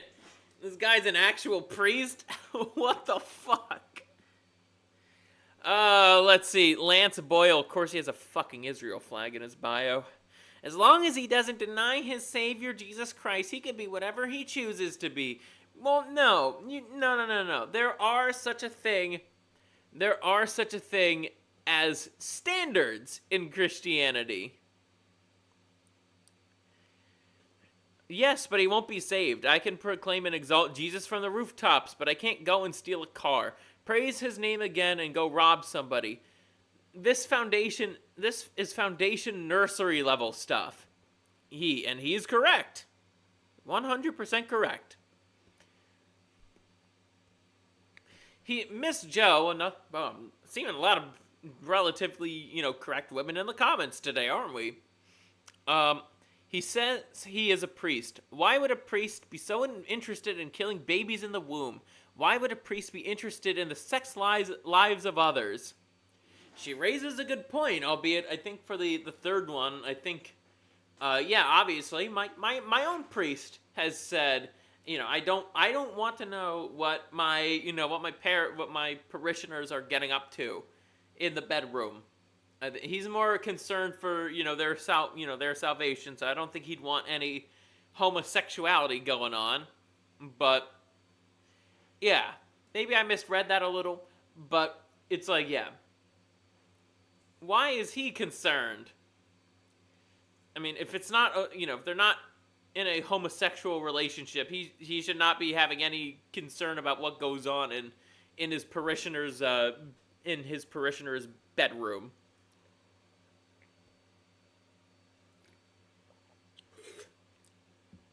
Not a priest of Christ, maybe of King Charles. If there's any British people watching this, I agree with y'all. God damn the king. Let's see. Anything else? I guess that's it. We have another post from Protestia here. Oh man, this video was really making the rounds. This is a moment Jesus seriously grieved the Holy Spirit, and I will hold him accountable for it. German quote-unquote priest explains that Jesus sinned and committed a very serious mistake by not having everyone get up and help Martha with the cooking and cleaning. Wow. Speaking of sin, the Menendez brothers are back in court today. You're gonna have to remind me who they are who they are again. I haven't thought about. I know you mentioned it before, but I kind of forgot. Let's watch this. Mary sat at the feet of Jesus while Martha did all the work. Finally, Martha spoke up and said, "Jesus, why don't you tell her to help me?" And Jesus rebukes her and says that Mary's chosen the right thing. People don't like when I point out that Jesus messed up too. But already you're engaging in heresy. You're engaging in heresy. You want to know why? Because Jesus is infallible. For though he is man, he is also divine. And both complement each other very well. But yes, Christ is infallible. So I am going to put your faith into question here, Chica. this is a moment that I feel Jesus seriously grieved the Holy Spirit because... So does she not believe that? Does she not believe in one God, three persons, the triune God, which Christianity is founded upon? Why would one part of him would tell the other part, who is also him, that, oh, you've upset me? That doesn't make any fucking sense. Of course, hindsight is always 20/20, and you always... And once again, she is a priest, a quote-unquote priest. She is in a position of authority and is exercising that authority onto the lay people. Just imagine if she tells this if this quote-unquote priest tells this to her parishioners. Man, the outrage that would happen, especially if those are, right-leaning Christians, which most Christians tend to be right-wing.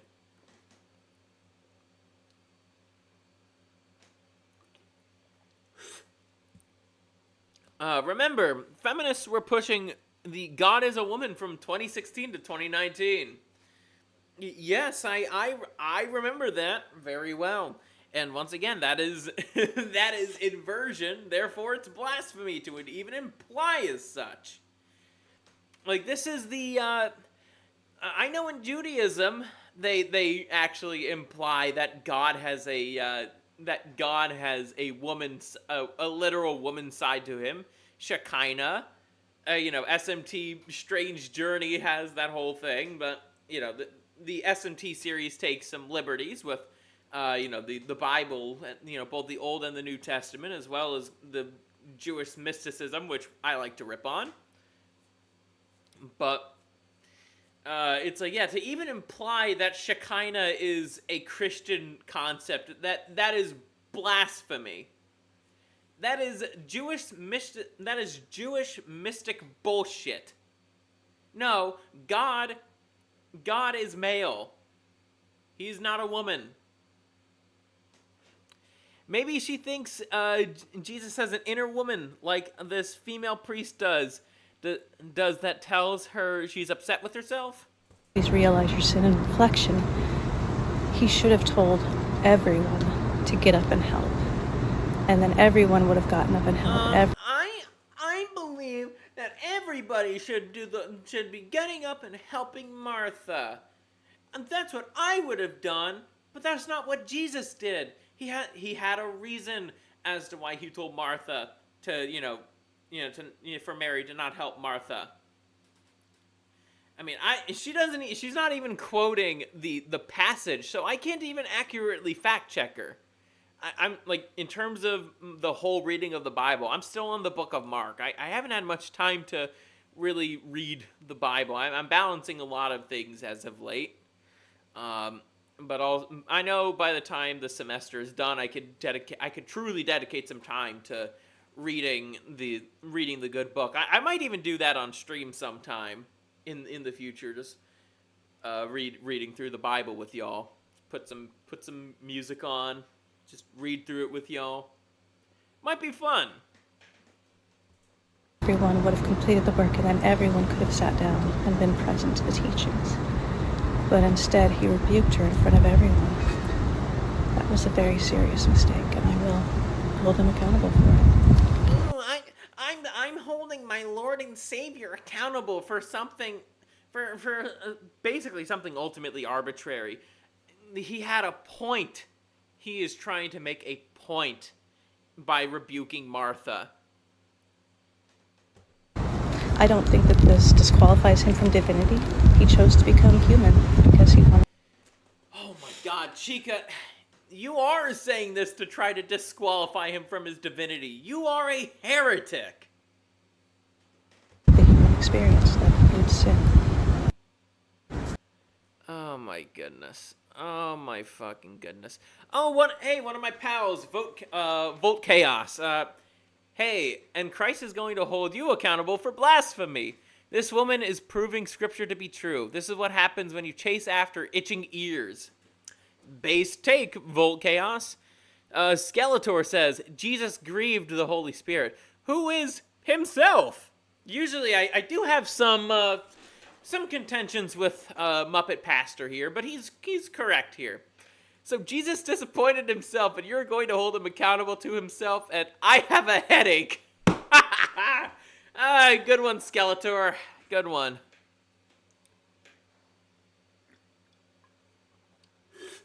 Another mutual. Janice, what an idiot. Plain and simple. Judgment Day will be so cringe. Like, we're going to have to hear this again. This is going to be played in front of all creation, and I can't think of a worse fate. Standing before the Creator, he replaced your dumb TikTok of you saying you're holding him accountable.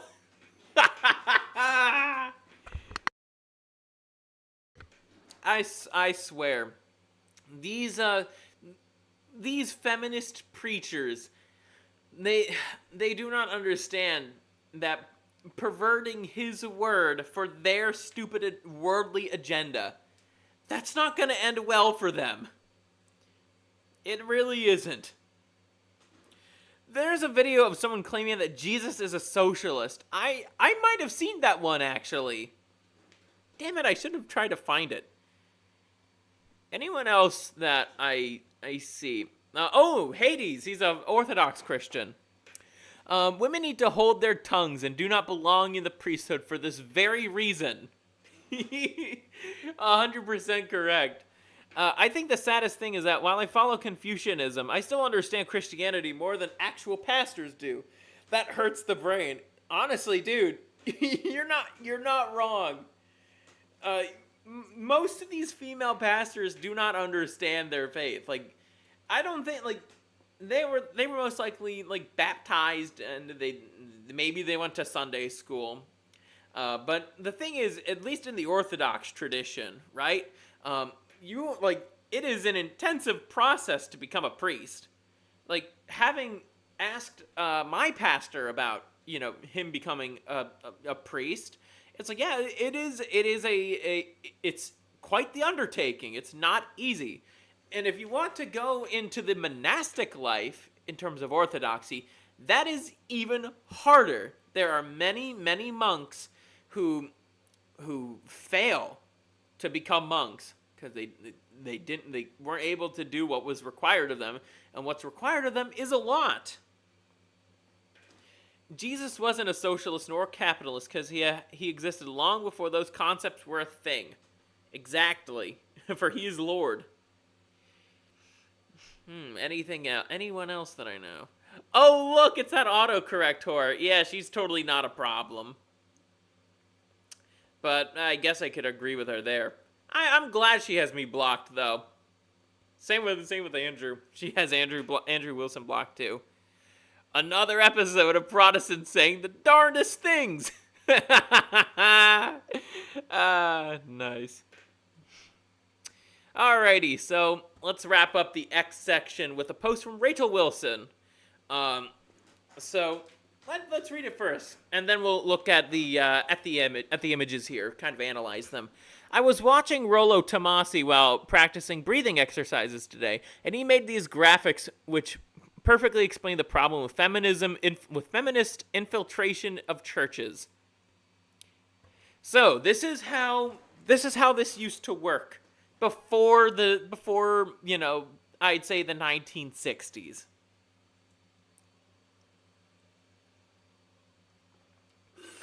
Ultimately, the family is under the umbrella of Christ. Underneath that is the umbrella of the husband to his wife and his children and, well, pets.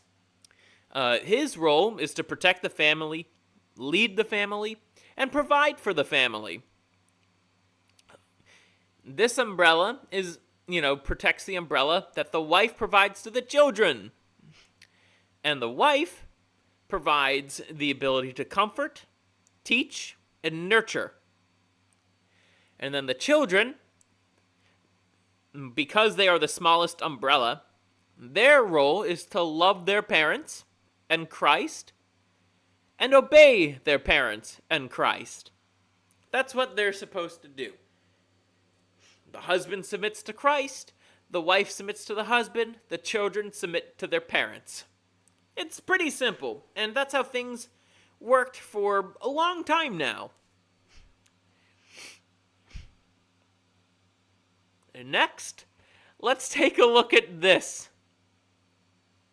Let's take a look at this bullshit. So, quote unquote Christ, Christ is supposed to be teaching gynocentrism.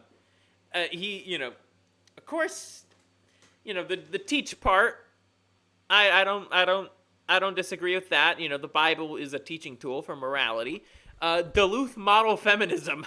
That's not something Christ would teach.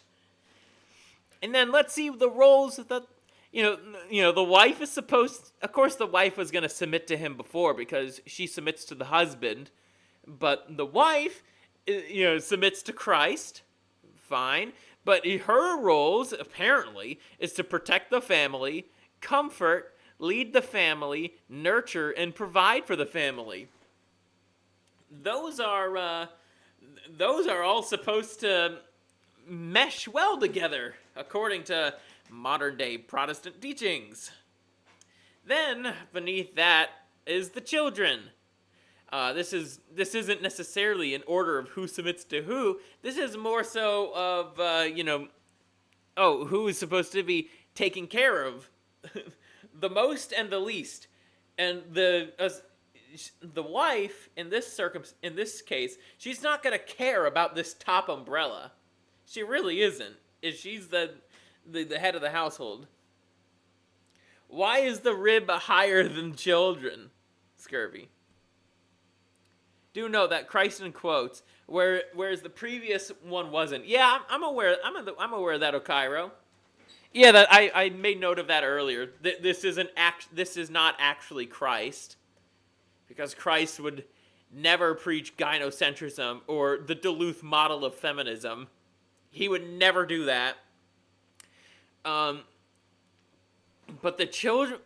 But if we were to go back to that map, the children submit to the parents, the wife submits to the husband submits to the wife. This one is just a fucking mess. The wife submits to Christ, the children submit to the wife, the husband submits to the children and the wife? It makes no sense. But here's the role that the children have in this fucked up relationship here. Love the mother, obey the mother, but not the father. Shield mother from accountability, with all the TikTok videos and all that. It's, oh, here's my kid, here's my kid, but, you can't tell me that I did something wrong because here's my kid. And then the husband is the one who doesn't, he can't ask for anything. He's just supposed to generate resources and assume all responsibility. He's not gonna, have you guys seen the image of like that guy and his deranged looking wife with that chart that says, oh, if you do these chores, you're gonna get a blowy. Yay! You're gonna get a blowjob if you take out the trash every day this week. Hooray! And if you do these chores, I might even let you do missionary on me. Yay! It's the most demoralizing thing I've ever seen, and the guy just looks so dead. It's just crazy. It's so crazy to see just like how much men are willing to let themselves be a doormat for pussy. And once again, I bet, I don't know if that woman is even a Christian. Like in that infamous picture. I don't think she's a Christian. She doesn't seem to be the type. But this is the kind of umbrella that she falls under. And it's very fucked up. And this is what these feminists, these women in these churches expect. And many of these churches are like, oh yeah, this is the way that things are supposed to be. When in reality, and this is what the Orthodox denomination and the more masculine parts of the Catholic Church preach, is this. The children submit to the parents. The wife submits to the husband. And the husband submits to Christ. I'm going to clip that and use Scurvy saying, give me some... Damn it, AC! You're devaluing my point. That's hilarious. I do know how to provide really shrill voices, though. I'm pretty good at that, surprisingly. But yes. That's basically that. We understand the threat coming from within. Mainly from these dumbass female preachers. But we are before we get to that. I am going to give you guys a little bit of a prelude as to what we're going to be talking about next. So, this goes back almost 2 weeks ago. A post from a VTuber by the name of Nyara, who is a troon. He is a man. He thinks he's a woman, but he's actually a man. He basically decided to say that, oh, Christians are the real groomers. No, you're the one grooming children, not me. or the trans community, which by the way, this guy, he actually is a groomer. I'm not joking about that. That's why he got into so much trouble, is because of his stance on quote unquote trans kids. So that can only lead to one possible conclusion. And yes, there is proof that he is a groomer.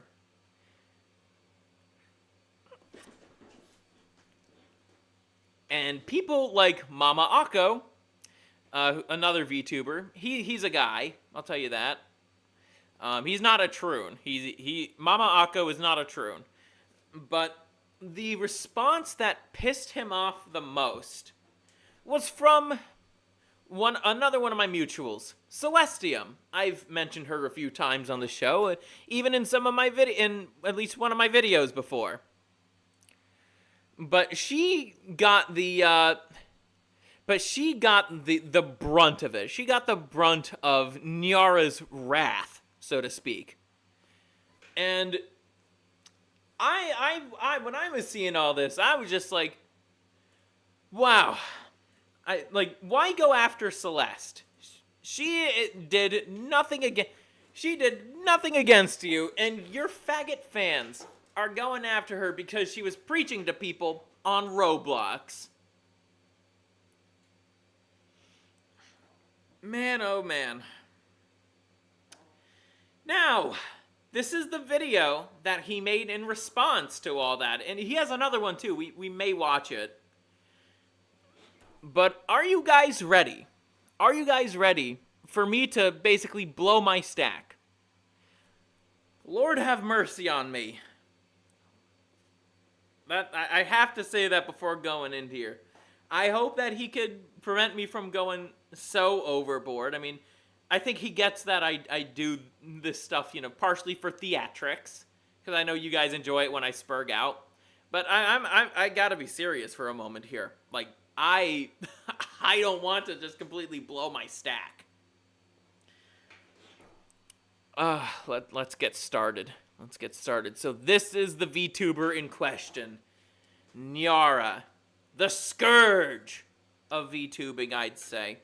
There was this one tweet a while ago. You know how people push the idea that you grow out of gender dysphoria because there are a lot of cis girls who...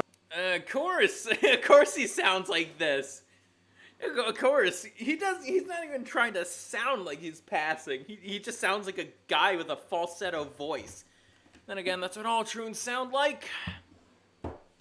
Want to be boys, but then they realize that they're actually women, and they stopped being trans. But in reality, it's just young girls already experience so much. Oh my god, his voice! Please put me out of my misery. I knew you guys would have the same reaction. They see how they are being treated. They see how the boys are being treated. They see the difference, and it just makes them wish that they weren't girls in order to escape that misogyny. That doesn't make someone trans. It also doesn't mean that you're trans when you're a boy and you wish you were a girl because you think the girls have it easier.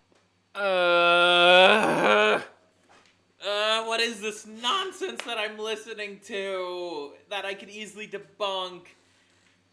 That's the case, Nyara. That's the case. Majority of people who grow up with gender dysphoria, they grow out of it. And even then, ripping off healthy parts of the body is not the solution to the fucking problem. If that is the reason why you want to switch genders and you want to live as the opposite because you think that it's going to be easier, or you're trying to escape certain abuse, etc. That's what you're trying to do, my guy.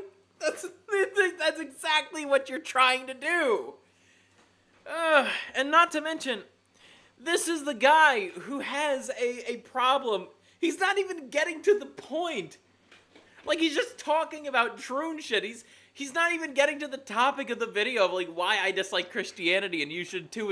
Is it because we actually have principles and standards and that we don't want each other to just fall into just depravity, into sin? What is this nonsense? That's right, Okairo. Then you're not trans. It's the same with like people saying that you're not gay because like gay people were actually abused by a man and now they have to like relive that trauma by dating other men. It's like no, That's it's like true. different. It's like it's a trauma response, like trying to like get through your trauma by engaging in like sexual activity with someone that looks similar to your abuser. That doesn't mean you're gay, but like you Patterns, my guy. It seems like you completely ignored that part of your brain for the longest time. I could tell that's what happened with you. This is all just a giant thing of projection. That's how it realizing always that is with like you oh no, trolls. you're just set in your gender identity. And then okay. I just remembered that this is how he is going to try to link this back to Christianity somehow.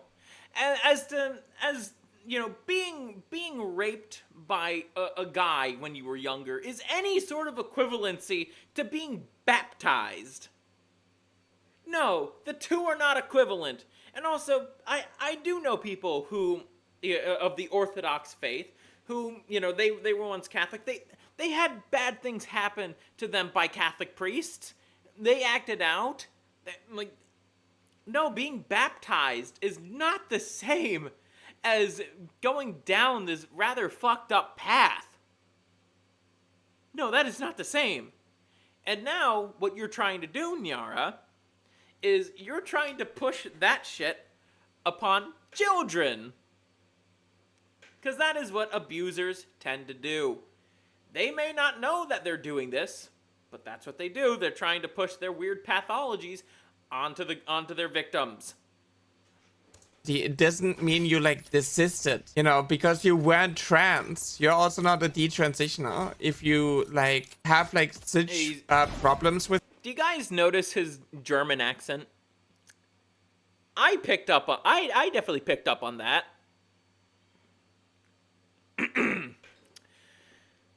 I noticed that. You know what they say? You know what they say, guys? Weimar problems require Weimar solutions. That was gonna eventually be said. It was just an inevitability. Nah, jokes aside. It's like holy shit. What the fuck is going on in Germany? Seriously, what is going on in Germany?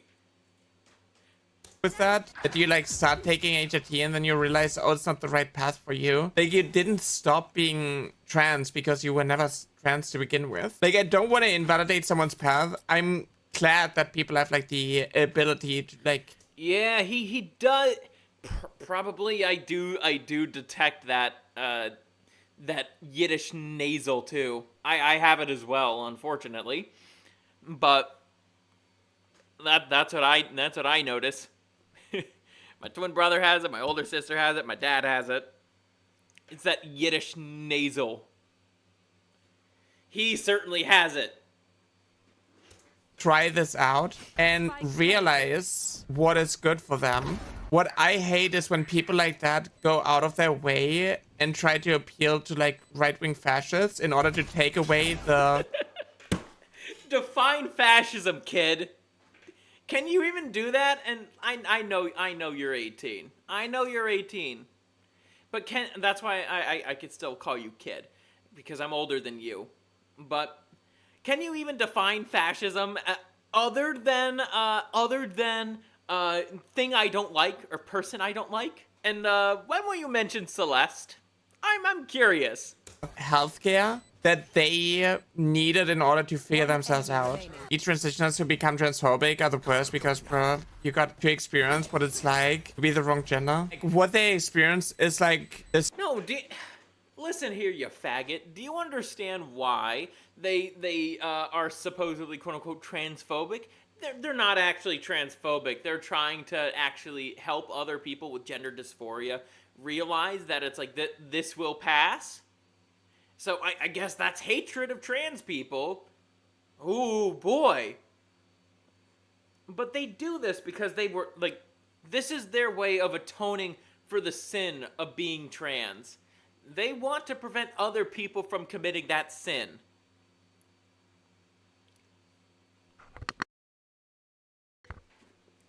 And God bless them for that. I wish them luck in helping other people who suffer from gender dysphoria, like get the help that they actually need, and not from these manipulative pharmaceutical companies and psychiatrists. Steps they needed to go through in order to get that treatment, and it helped them figure themselves out instead of them sitting there and wondering what if. I feel like way too many cis people don't know who they are because they don't have the ability. Oh, bitch, please. Bitch, please. It's the hormones in our veins. I know that I am in fact a man because I have a penis, just like you. And that I have testosterone surging through my veins. And that I think logically and with reason and not with emotion. So don't use this fucking grooming language on me, you faggot. To like explore that gender identity and like look at themselves beyond the social construct of like this European Christian ideology. I know there are a lot of cultures where people are able to freely express themselves and figure themselves out and aren't bound to this like biological and sociological restriction. Like, so they're living in sin. That's what you're trying to tell me here. Those people who don't live as they are.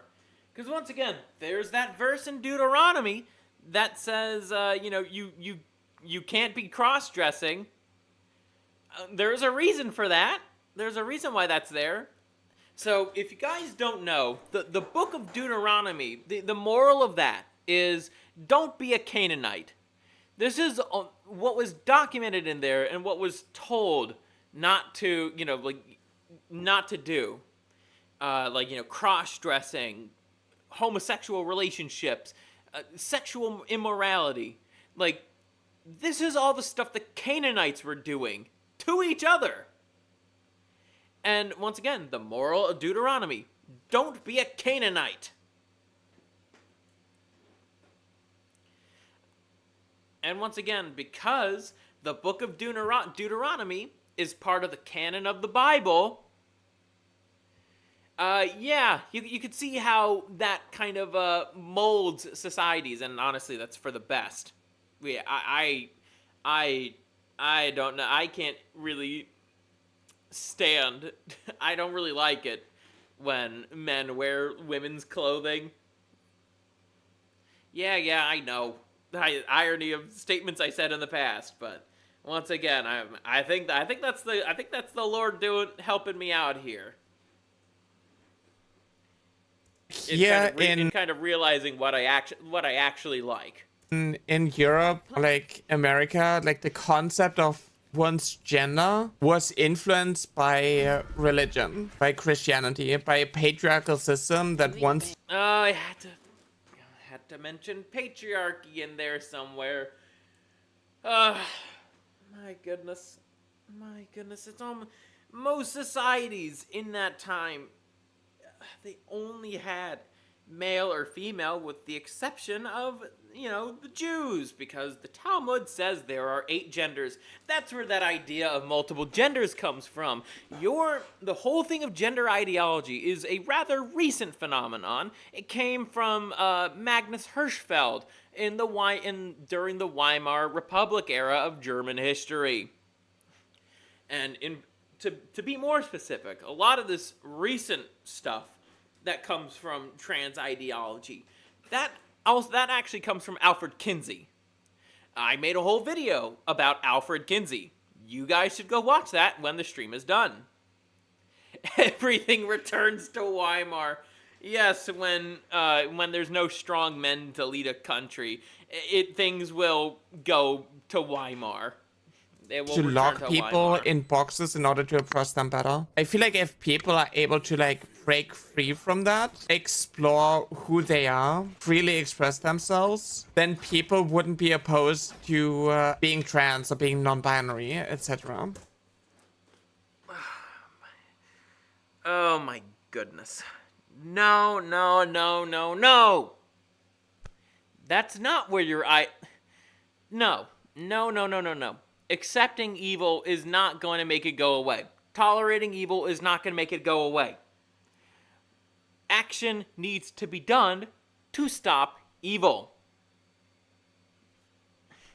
Freedom, America? Yeah, unless you actually want to freely express your gender identity or your opinion that goes against the regime. My flatmate. What regime? What regime? You motherfuckers were in power for 4 years and basically destroyed the country in that time. Let's see. Let's read this comment from this random faggot here. My flatmate from uni was a detransitioner, and she was the biggest trans advocate because she went on T and said she felt exactly what it meant to feel like you're in the wrong body and realized she is a woman and wants trans people to have access. I'm calling that fake and gay, that whole story. Detransitioners, they don't do that. They do not do that. So I'm calling fake and gay on this.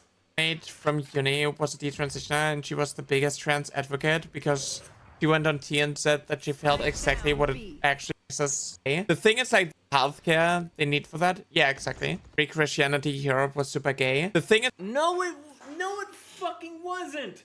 Pre-Christianity Europe was not super fucking gay. That's historical myth propagated by you faggots who took over academia back in at least since the 80s.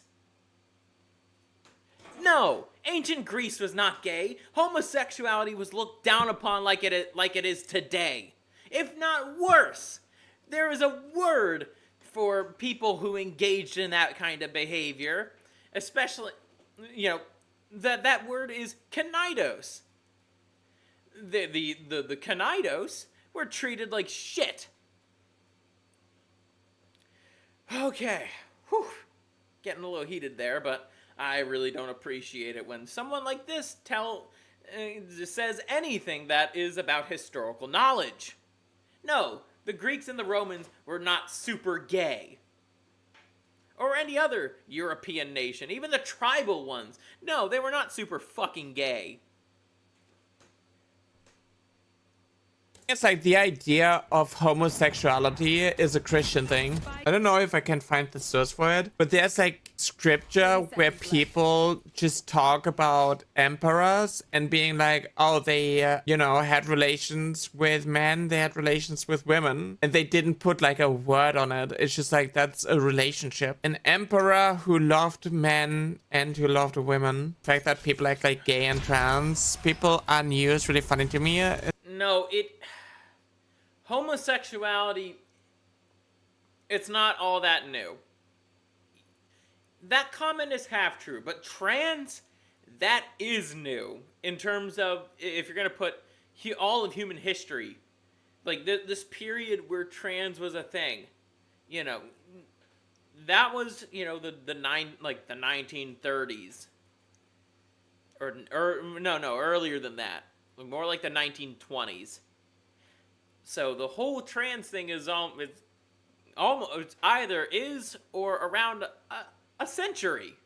So in the grand scheme of human history, it's relatively new. It's sad, yeah. It's just holding on to that concept that Christian values, like conservative values, are just biological facts, and we should...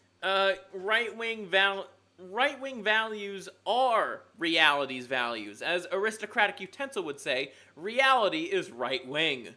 Just like accept that instead of breaking free from the Matrix. There's nothing more masculine than look, there's a difference between when someone like Andrew Tate says,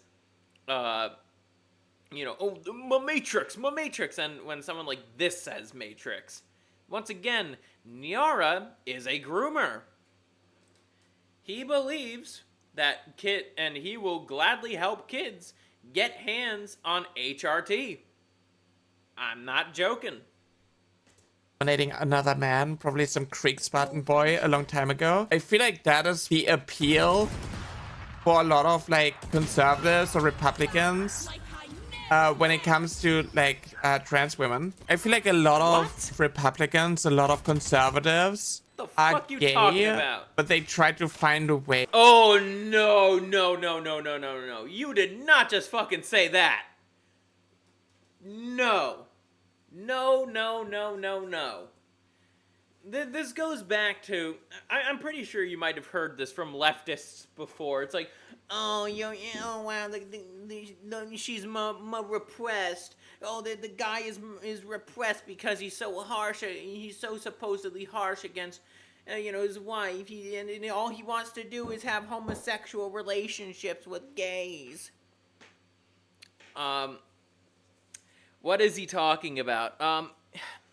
This thing right here, he's talking about the just the bullshit idea that, anybody who is Republican and doesn't like the gays is secretly gay, or anybody who preaches, the gay against the gays is secretly gay themselves. It's like, no, he's saying Republicans are closeted gays. And that's just such cope. No, that doesn't really happen. That's really only a trope that the media has. The closest thing, actually, the only time that actually has happened in reality has to be the scandals involving the Catholic churches. A lot of those men, because, well, once again, they take a vow of celibacy. They're not allowed to. They don't have the. They can't even. They don't do what the Orthodox does, and the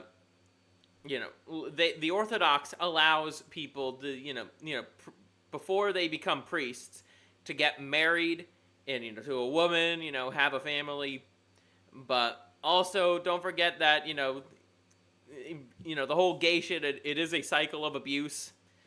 Chances are that guy who became a priest, he was probably gay because he got molested by another man when he was younger. That's usually what happens. And so, he just uses this veil of celibacy, and it's like, oh hey, you know what happens. I'm not gonna describe it any further. It's one of the most public scandals of all time, and that the Catholic Church tried to cover it up. Gays in order to like justify being gay, where it's like, oh, I'm not gay, I'm just attracted to femboys. I want to smash. Then again,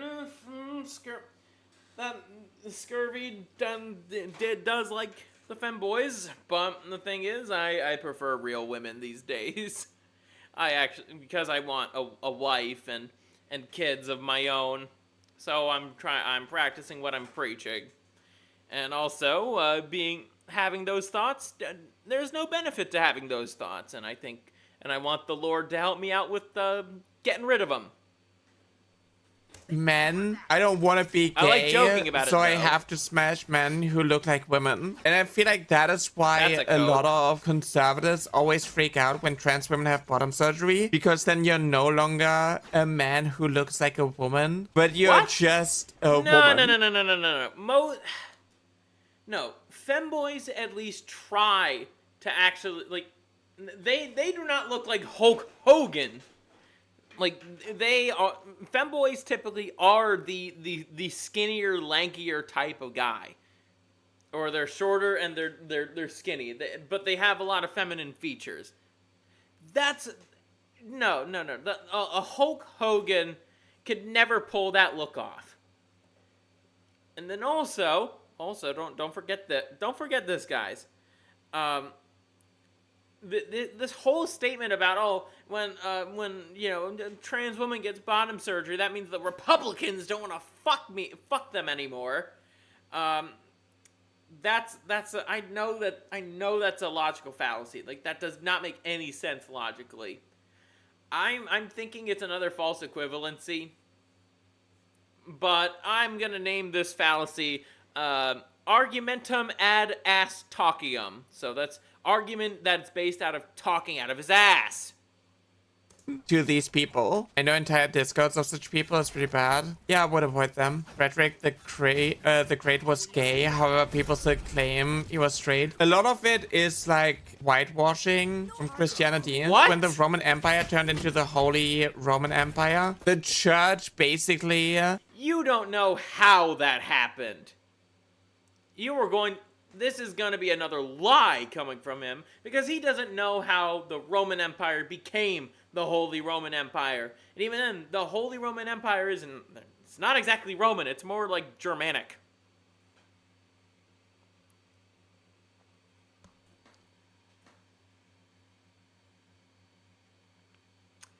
It sounds like he's saying that if you want, Niara in this context, if you want to protect the little boys from the Catholic priest, you have to give them bottom surgery and turn them into, it seems like he wants that, considering he thinks it's okay to give children hormone blockers, which will fuck them up for the rest of their lives. Rewrote history, pushing the idea that women aren't allowed in leadership positions because they are not qualified, and they've... No, it is in their nature to not be leaders. The Bible clearly states that if you'd actually have read the damn book. Never been in leadership good book, positions, too. despite Or even know them being those verses. teachers and philosophers, etc. Boosting the superiority of men. This is literally this guy's chain of reasoning here. No, I'm not a Christian. It's like that meme. It's like, no, I'm not a Christian, and I have nothing but contempt for your backwards beliefs. Now I'm going to use those beliefs to manipulate you into doing what I want. I think the most telling is that people who have transitioned fully always regret it and tell people not to, but always get ignored. Yeah, I bet there's a size... Yeah, those are the detransitioners usually. But they're... Most of the time, the trans people who have fully transitioned, like they're hard, and it's sunk cost fallacy. I don't know why I was stammering on that. It's sunk cost fallacy that takes over their mind. It's like, and they have to justify that decision. Changing a lot of the historical figures. Like when it comes to the Roman gods, or like even like the Greek gods, etc. There's a lot of like gender fluidity and more Not really. freedom when it comes to like sexual orientations and stuff. And like you Not can't really. suppress women. You don't know Greek myth.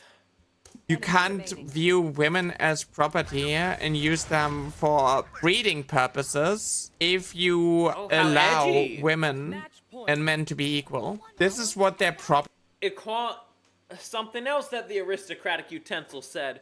Equality is tyranny. Men and women are not the same. You are retarded enough to believe that men and women are the same. No one... All you see, I have a feeling the reason why you decided to become a troon is so you could get female privileges, because you were treated as shit like a guy when you were a guy. Well, then again, you still are a guy, but you want those female privileges.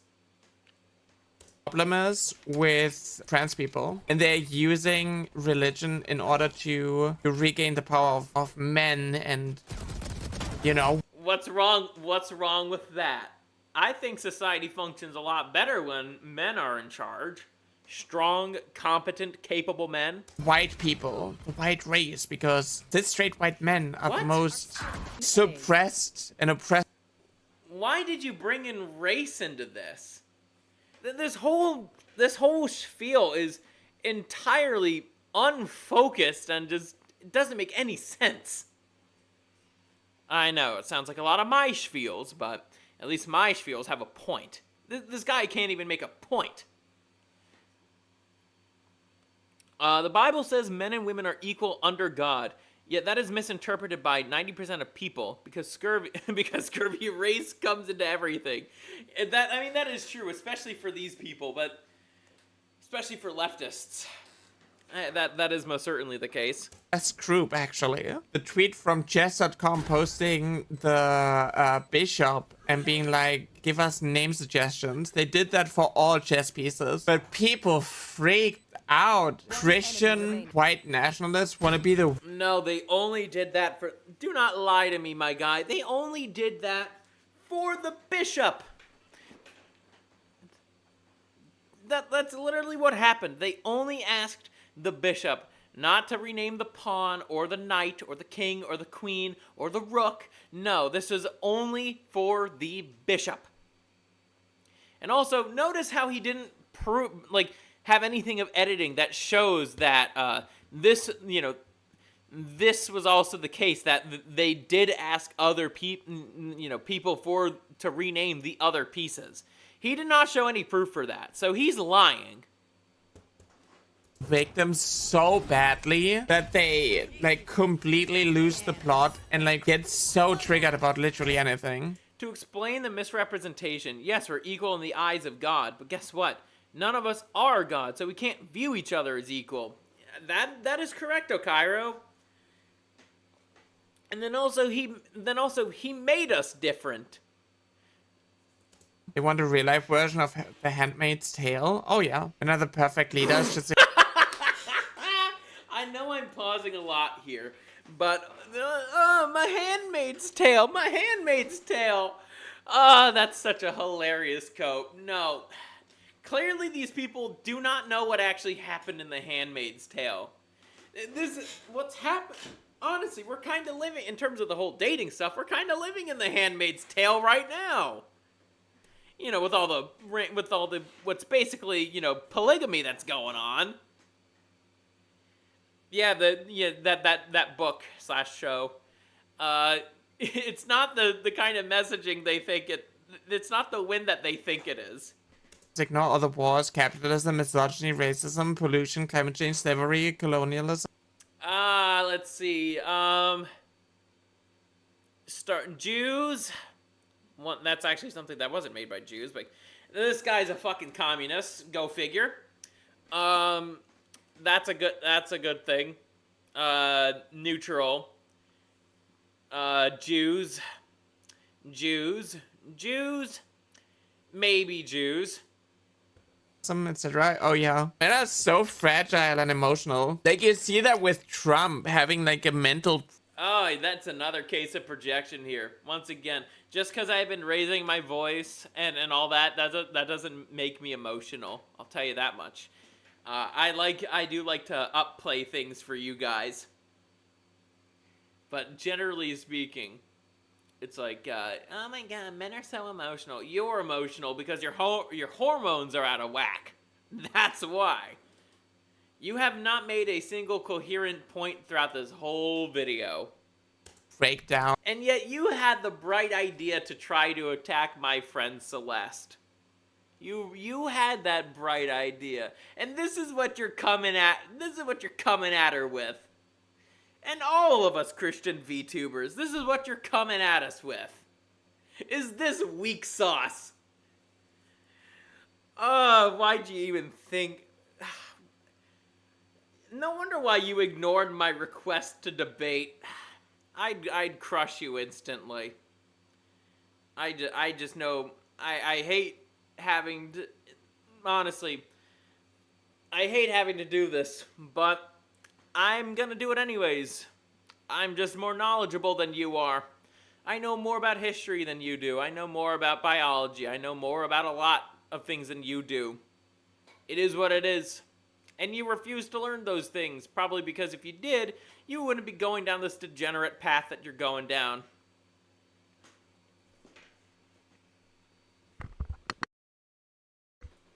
Slavery is economically similar to socialism and communism.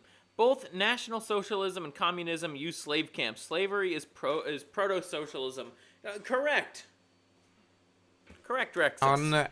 In front of everyone in the White House when talking to Zelensky. No, it's fine. This women have periods, so no. Oh, he mentioned that whole thing, the Zelensky thing. It's no, Trump was not being emotional. Raising your voice does not make you emotional. I don't think this troon understands that. Power for them. Oh yeah, women are controlled by their hormones, and then Yes, you they have are. like a They man all are. punching a hole in the wall because their favorite sports team lost. Like they kind of pull the victim card every. Oh, false equivalent. Wait, no. I wouldn't say that's false equivalency. That is a logical That is a logical fallacy. It's a. Oh wait, no, it would be a false equivalency. This guy does that a lot, actually. Just having watched this, women are controlled by their ovaries. Yes, they are. Yes, they fucking are. A man overreacting is the same thing as a woman. What's the phrase? As a woman, acting upon her nature. Yeah, that's totally an equivalent thing right there. Time where they say everyone else is using it constantly. Oh yeah, it's just rejection. That's what they are known for. Anytime in the US, another. Okay. I keep pausing, but literally, this whole thing. I think my friend Al Sheffo has said this before to me. Leftism is entirely just what's that word? Contrarianism. That's what it is. Like this guy, all this guy is saying is just stuff that is contrarian to what is actually true. And the thing is, these people are in power. These contrarians are in power. That's kind of scary to me. A group that isn't Christians are using their right to freely express their religion. So just keep this in mind, I guess, like going forward. Like, after seeing 8 minutes of this bitch's video, I don't know why I called him a bitch. That's probably a compliment to him. After 8 minutes of watching this guy's video, he is a raging contrarian. He only has an audience for the sole fact that it's one of the easiest audiences to grift off of. I don't think he's a grifter. I genuinely believe he's saying what he's saying, but you guys get my point. Like, it's a very easy audience to get, just like a bunch of retarded left-wingers. And he has an audience of retarded left-wingers. And once again, he's just preaching contrarianism to people who are already contrarian. This is just nothing but preaching to the choir. You could say the same thing about my streams, yes.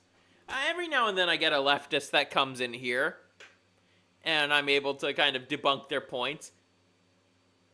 No, not kind of. Very much able to debunk their points. Because these people are the easiest people to debunk in the world. People just want to implement bills and want to ban them from doing that. Hysteria was a fucking illness, which was just woman speaking her mind. Do you know the advertisements during that period?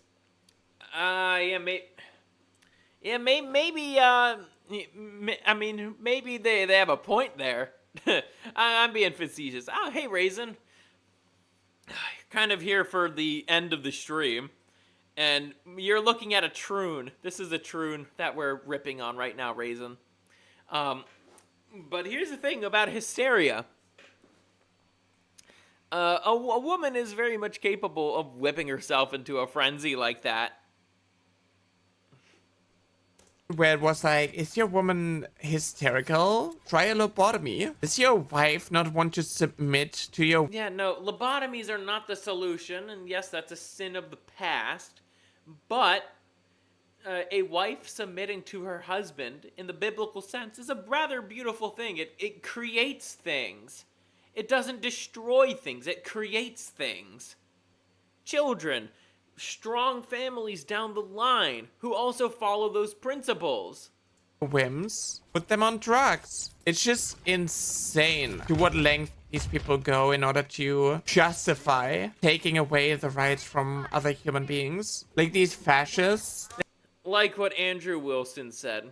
rights, they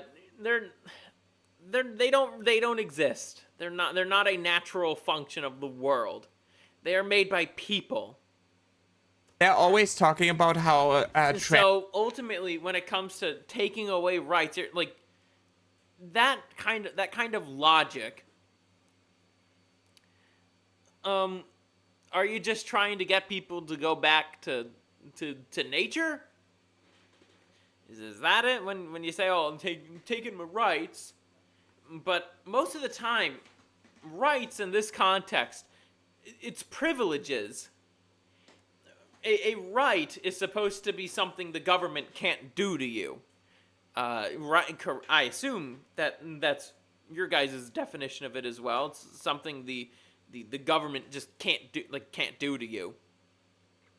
But meanwhile, for a guy like Nyara, right means privilege. It is, you have to be extraordinarily wealthy if you want to lob off your cock or your healthy breasts. This transgenderism comes from societal excess. So their quote unquote rights are nothing more than privileges. And guess what? When it comes to privileges, they can be taken away. Trans people and gender ideology is like being forced upon them. Meanwhile, they're literally saying they want Christianity and their doctrine be forced upon everyone by law. They're literally doing what they accuse us of. And all No.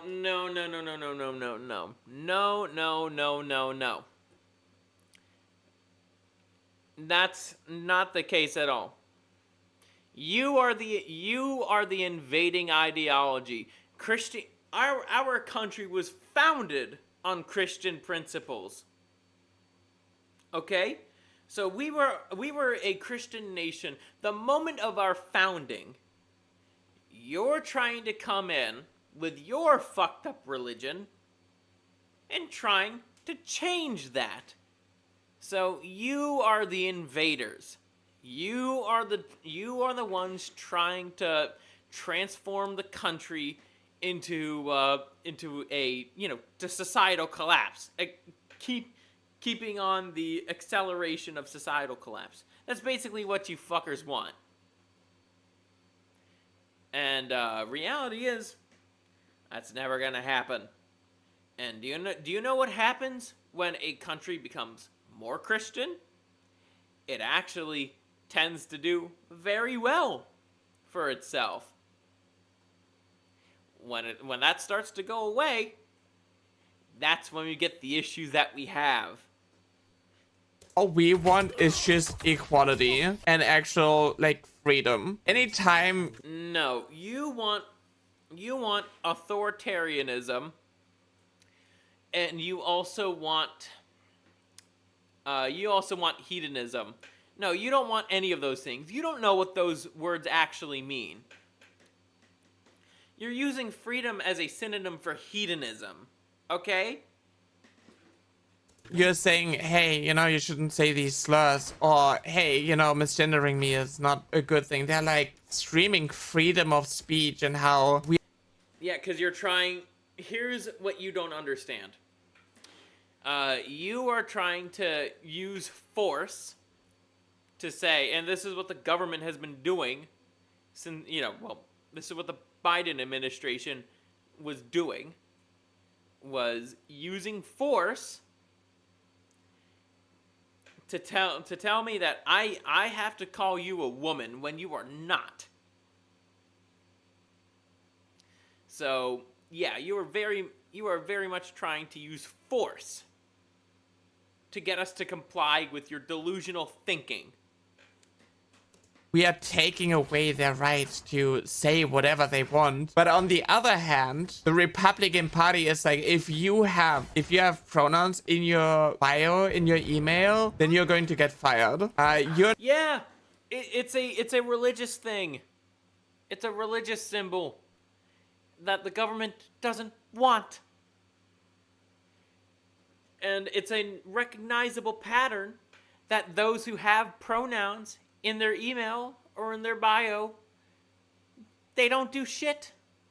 They're not needed. They're ideologues. They actually prevent, the institution's proper function from happening.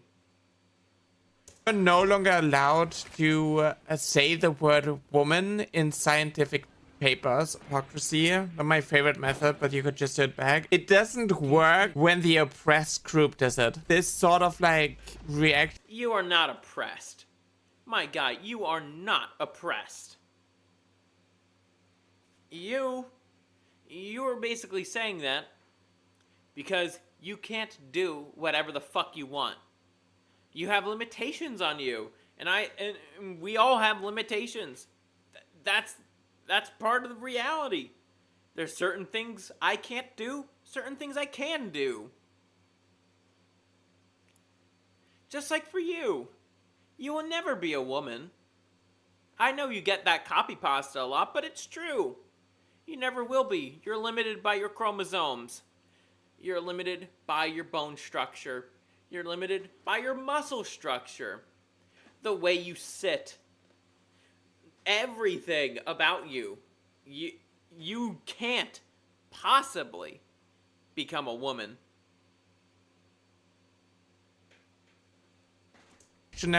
Stuff only works when you're in a position of power, when you're the privileged group. It sucks that like even facts etc don't matter, but like if you just give them the same energy back, then like you're not going to get anywhere. To even think I'm engaging with a being of such grand delusion such as you.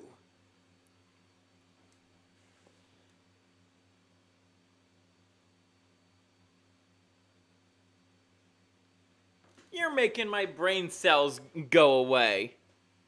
Like they're literally coming out of my ear. And once again, this whole thing, this is nothing but leftist gobbledygook. This whole video. This is just cliche after cliche after cliche. And once again, he's not making any actual points here. Hence the brain cell analogy. And then also I just thought I'd reference Devil May Cry 4. I've been having a lot of fun with that game. Anyways. Because you're not in the position of power. So they always have the upper hand. And that is the part that is like extremely frustrating. They defund research because the word trans is in it. They defund research because they can't read. They defund research if the word woman. What is they this? are supposed to be the logic. Yeah, sorry. I'm not going to listen to the rest of this. He is not making and that causes like so many more issues. He is not making any coherent points. But hold on, I did see something on his channel, so I'll be right back. I'm just gonna. Why? No, I don't want to. I don't want to see this. Right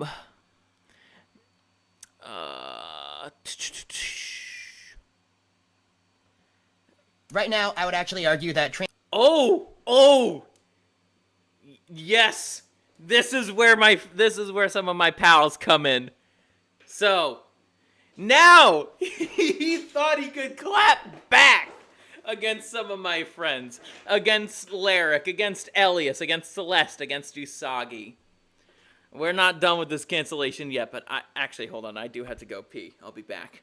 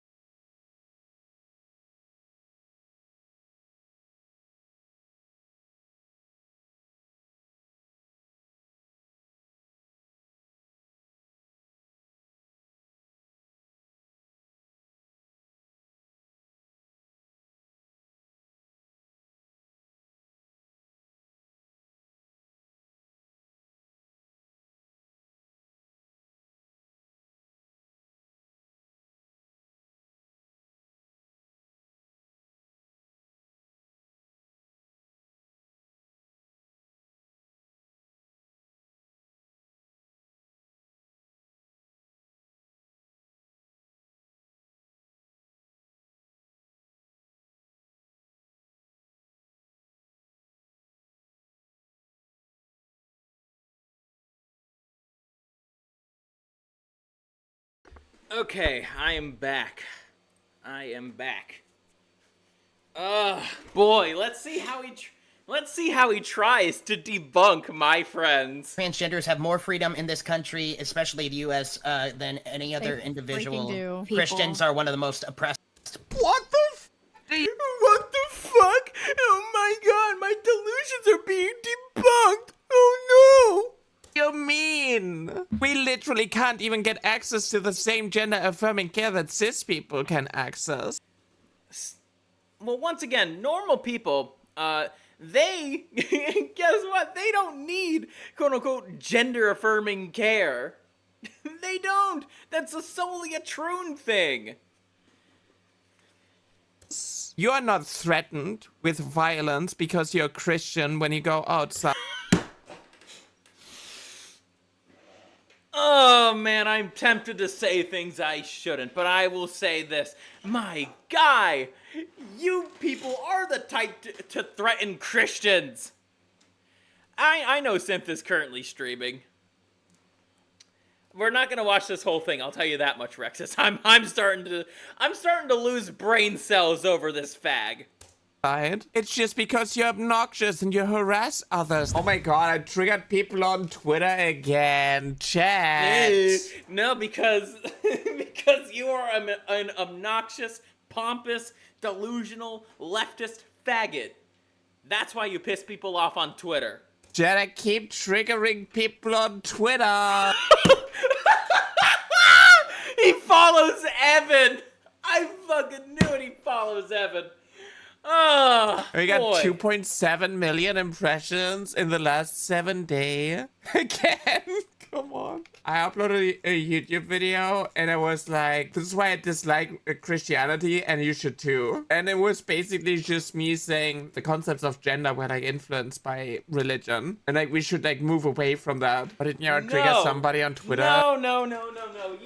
Your whole video, we watched a majority of it. Your whole video was nothing but delusional screeching over the fact that, fuck, I forgot what it was about. It's so forgettable. And it's not because of the booze. I'm not even drunk right now. I'll tell you that much. I had 4 cans of Surfside. I'm not even drunk. But the thing is, your whole video was just talking about, it was just full of just misinformation, leftist cliches, false equivalencies, and many other logical fallacies.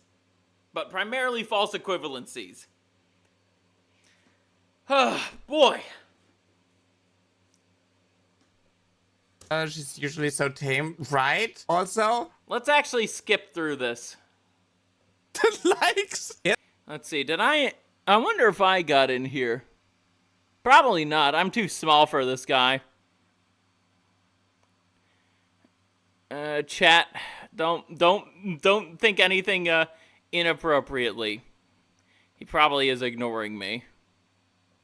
Oh yeah, he posted talking to brainwashed people annoys me. You are brainwashed.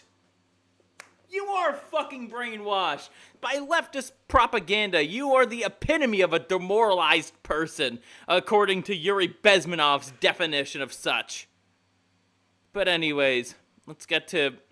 Oh, this is where Celeste comes in. Save them going harassing, burn in hell, and they have to repent. They have to embrace Jesus. Yeah, you know nothing about Celeste, okay? Jesus to save them from who they are. And they quote tweeted with like, I'm not for violence against anyone I disagree with. I think it would benefit Miara and the VTuber space as a whole to sit with some of us Christian VTubers to discuss what the Bible says while also answering any questions he might have. Oh my god! She said he about me! Almost like that's what you actually are. You are a man. And I know I'm spurging out over this guy, but once again, his weak-ass he was trying to go after my friends for his weak-ass arguments. And keep in mind, he's not the only type of person who goes after Christianity with the weakest counterpoints imaginable. There's a bunch of people like Nyara, a bunch of demoralized faggots who think they know more about Christianity than Christians do. And he also very much, he very much suffers from a victim complex. And then he utilizes that as a way to, have power over people. It's cry bullying. That's what he's doing. He's a fucking cry bully. He mentions a lot of extremes and presents examples of people who claim to be conservatives or Christians that have no real regard for what the word says. I'm not here to attack, but slandering Christ and those of us walking this walk is not fruitful. Celeste, I do have some news for you in this regard. Someone like Nyara is not going to care about the fruits that he produces. The fruits that he produces are rotten. They are rotten to the core. His sole focus is to demoralize people, even though his audience are already demoralized.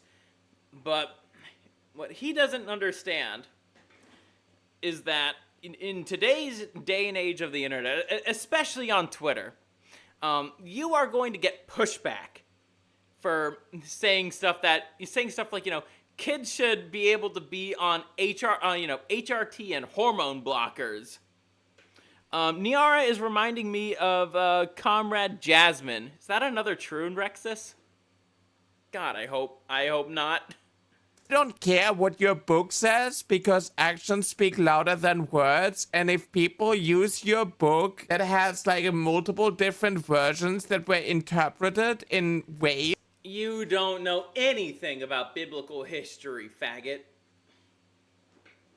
That are unfavorable to women and other groups, I'm not going to give you the benefit of the doubt unless you show me that you actually care. No, you should not be the one who's acting entitled here. I would say, you have no place to act entitled. I know I repeated myself here. I gotta calm down a bit. Yes, Nyara, you have no place to act as entitled as you are. I don't have to talk to you because you called me he. That's literally your reasoning behind this.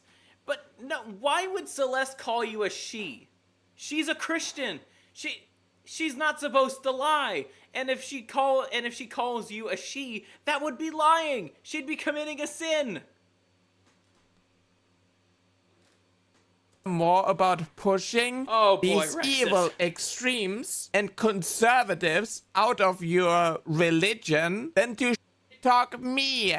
You know nothing about Christianity. Nyara, you know nothing about Christianity and the people who preach it. And go after me for speaking out and criticizing. You're in defense mode. You want to be the victim so badly. Why? Actually, no. In what ways was Celeste being a victim, Nyara? What ways? Can you point to which line Celeste is acting like a victim in? Because no, she's not. She's actually trying to bury the hatchet, you delusional faggot! And the reason why I'm getting so angry at you right now is because she offered you chance after chance to try to bury the hatchet. And no, you in your arrogance decided, no, fuck you. I'm not gonna do that. I'm not gonna sit down, have a conversation with somebody I disagree with. I'm too good for that. Oh, man. You know, there's a reason why I like to to debate some of these people, because or have a discussion with some of these people. It might actually help us see eye to eye on a few things. That way, I don't have to resort to calling you faggot every 5 minutes, or more like every 1 minute. Don't worry, Rexus. I'm reading the chat. While you are out there misgendering me, going out of your way to seek out minors crime. In order to indoctrinate them and groom them into your. Oh, that's projection, dude. Have you actually seen Celeste's Roblox preaching videos? she gets shit on relentlessly by those people. They have no actual arguments. Seriously. They have no actual arguments against what Celeste is saying. They're just calling her names because that's what they were programmed to do. Your religion because you are a victim of abuse and your parents did it to you, so you have to give it back to the... That's projection, Nyara. You don't know anything about Celeste's life. But believe, she has a good relationship with her parents, actually. But no, you have to go with that. You have to keep on projecting. That's a leftist MO. accuse my opponents of things that happened to me or that I am. Like I said, iron law of woke projection in my internet arguments video. The next generation in order to feel like you're on the right track. You're literally just using religion in order to take the moral high ground. And then you come after me and you're like, oh, we should just have like a sit down and you should talk to the real Christians who are actually faithful and appreciate. Oh, Nyara. You're never gonna learn, are you? The word of Jesus and live by it. It's like, no, you... Yeah, I try to live by his word too. That's why I'm being so aggressive to you right now. I will show you no mercy because you are not worthy of it. You are entering in a field. You are like a woman. I suppose this is probably more of a compliment to you, if anything, but you are like a woman. Trying to enter in a field that you have no right to enter in. I will show you no mercy. Fucking don't? No, you just don't! Because you're not practicing what Jesus teaches. You're just... Oh, guys, it's this again. I love pointing this kind of behavior out, whether it's of the centrist libertarian types in the gaming sphere, or... well, legitimate faggots like this guy. Oh, I'm not a Christian, and I have nothing but contempt for your backwards beliefs. But Jesus would agree with me, and I'm going to abuse that so I could bend that to my will.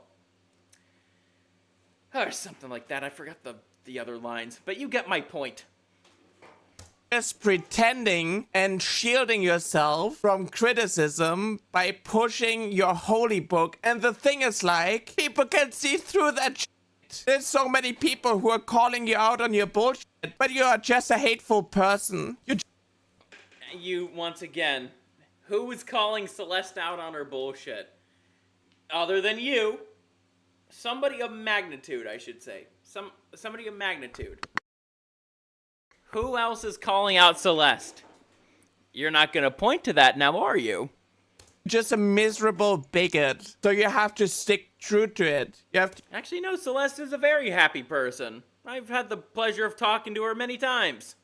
You have to keep pretending and keep eluding yourself in order to just like disregard any criticism and just say that we are rebelling against God and we don't want you to be Christians anymore. So yeah, you kind of are rebelling against God. Your whole thing is about rebelling against God. I replied with like and you want other people to abandon God with you. Not misgendering me would definitely make it more likely to have a collab with me. It worked for Okko, who is also... Oh wow, look, guys, look, it's fake engagement. 1.3k likes compared to 911 likes on Celeste's post. Yeah, totally organic, guys. It's a totally organic ratio.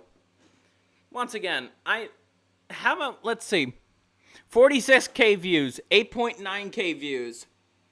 19.4k views.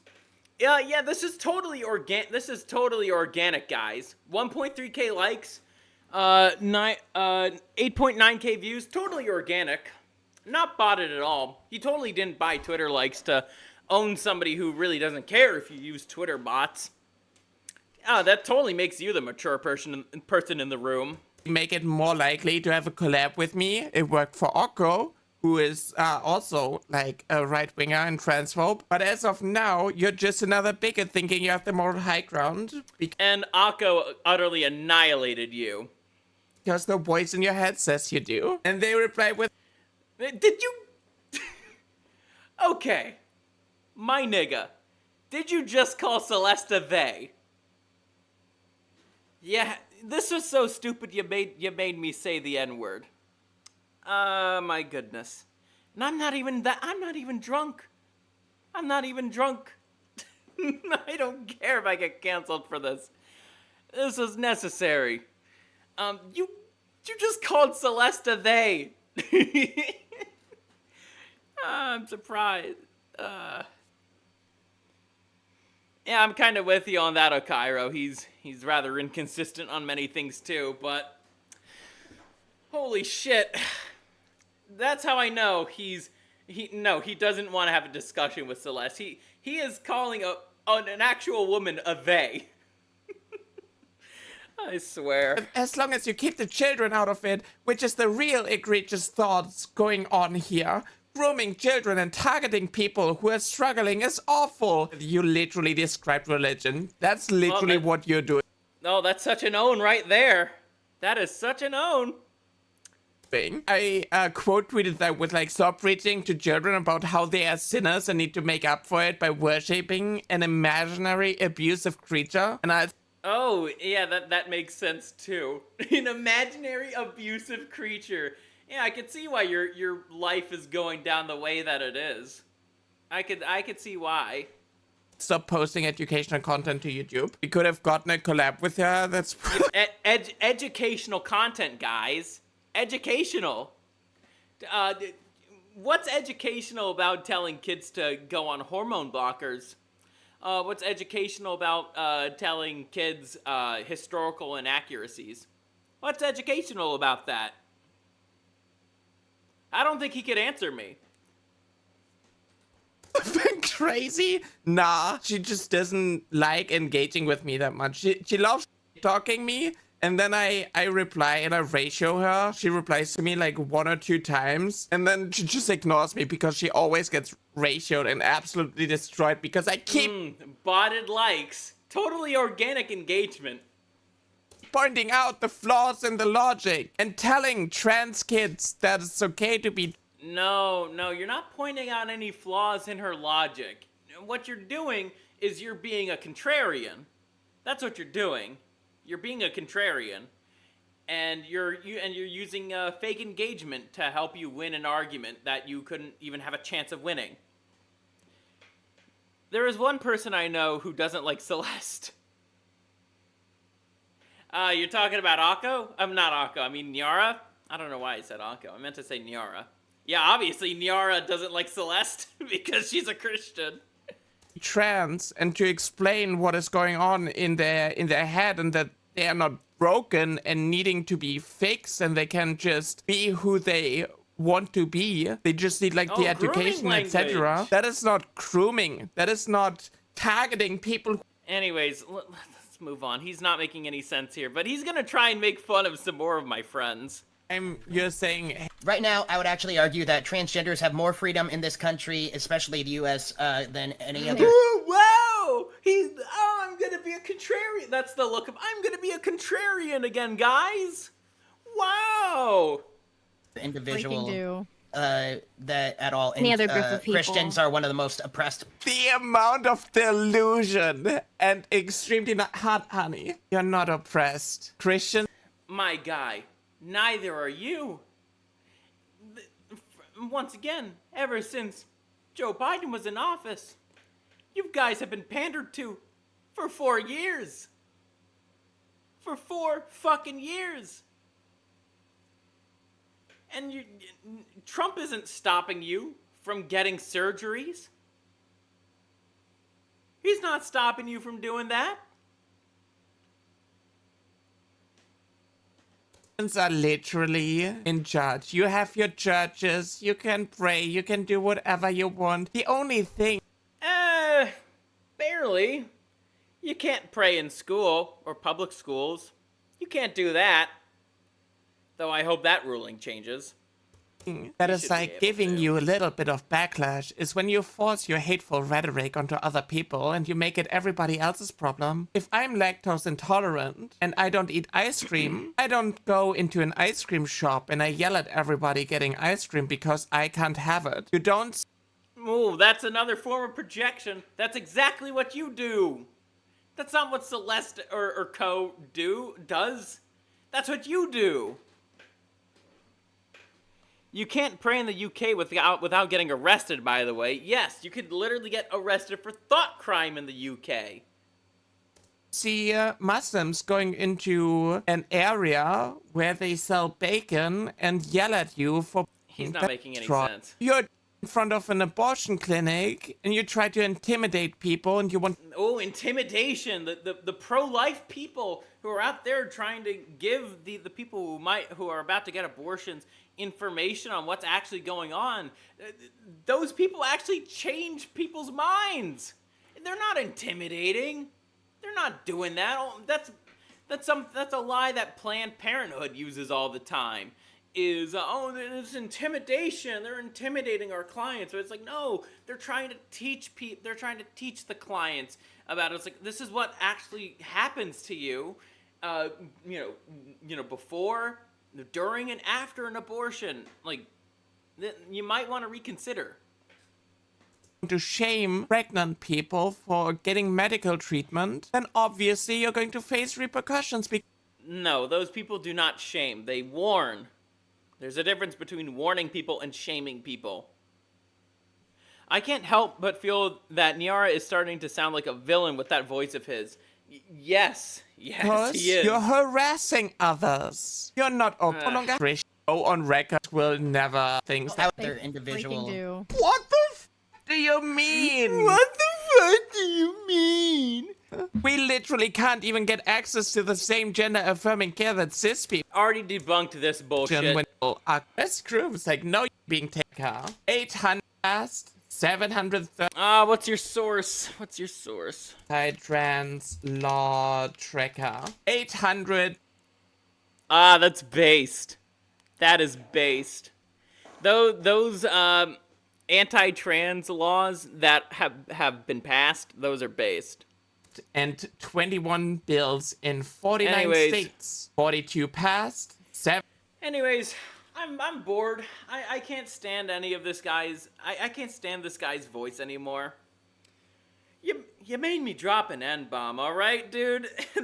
That's how much you pissed me off.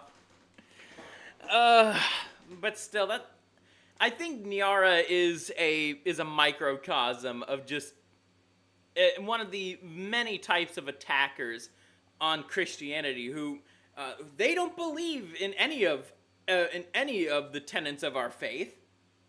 They don't believe in any of it.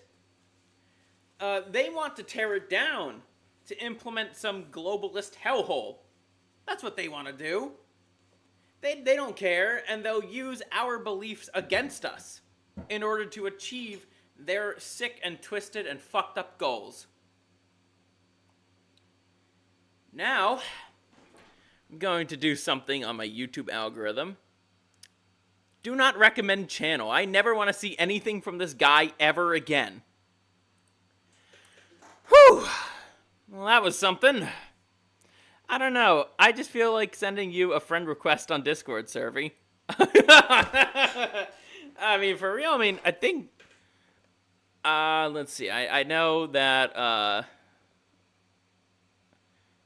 I know that, in terms of that, I assume you're joking about that, the whole, with the whole, the Discord kitten joke or whatever.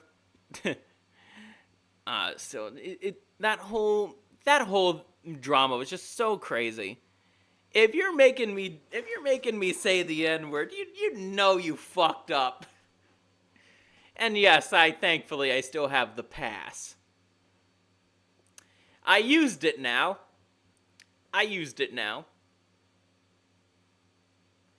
But, anyways.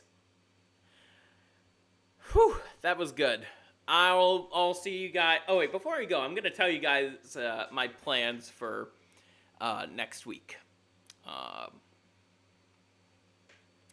Let's see. So next week, I thought I'd be uploading a video. That's gonna be delayed till the following week. I think I'm gonna do a stream next week. It's probably gonna be a bit more laid back, and all that. I don't know what the topic's gonna be on, but of course I'm also gonna be working on the outline for the next episode of Scurvy Shit List. That's gonna be coming along pretty well. But anyways, I will catch you guys later.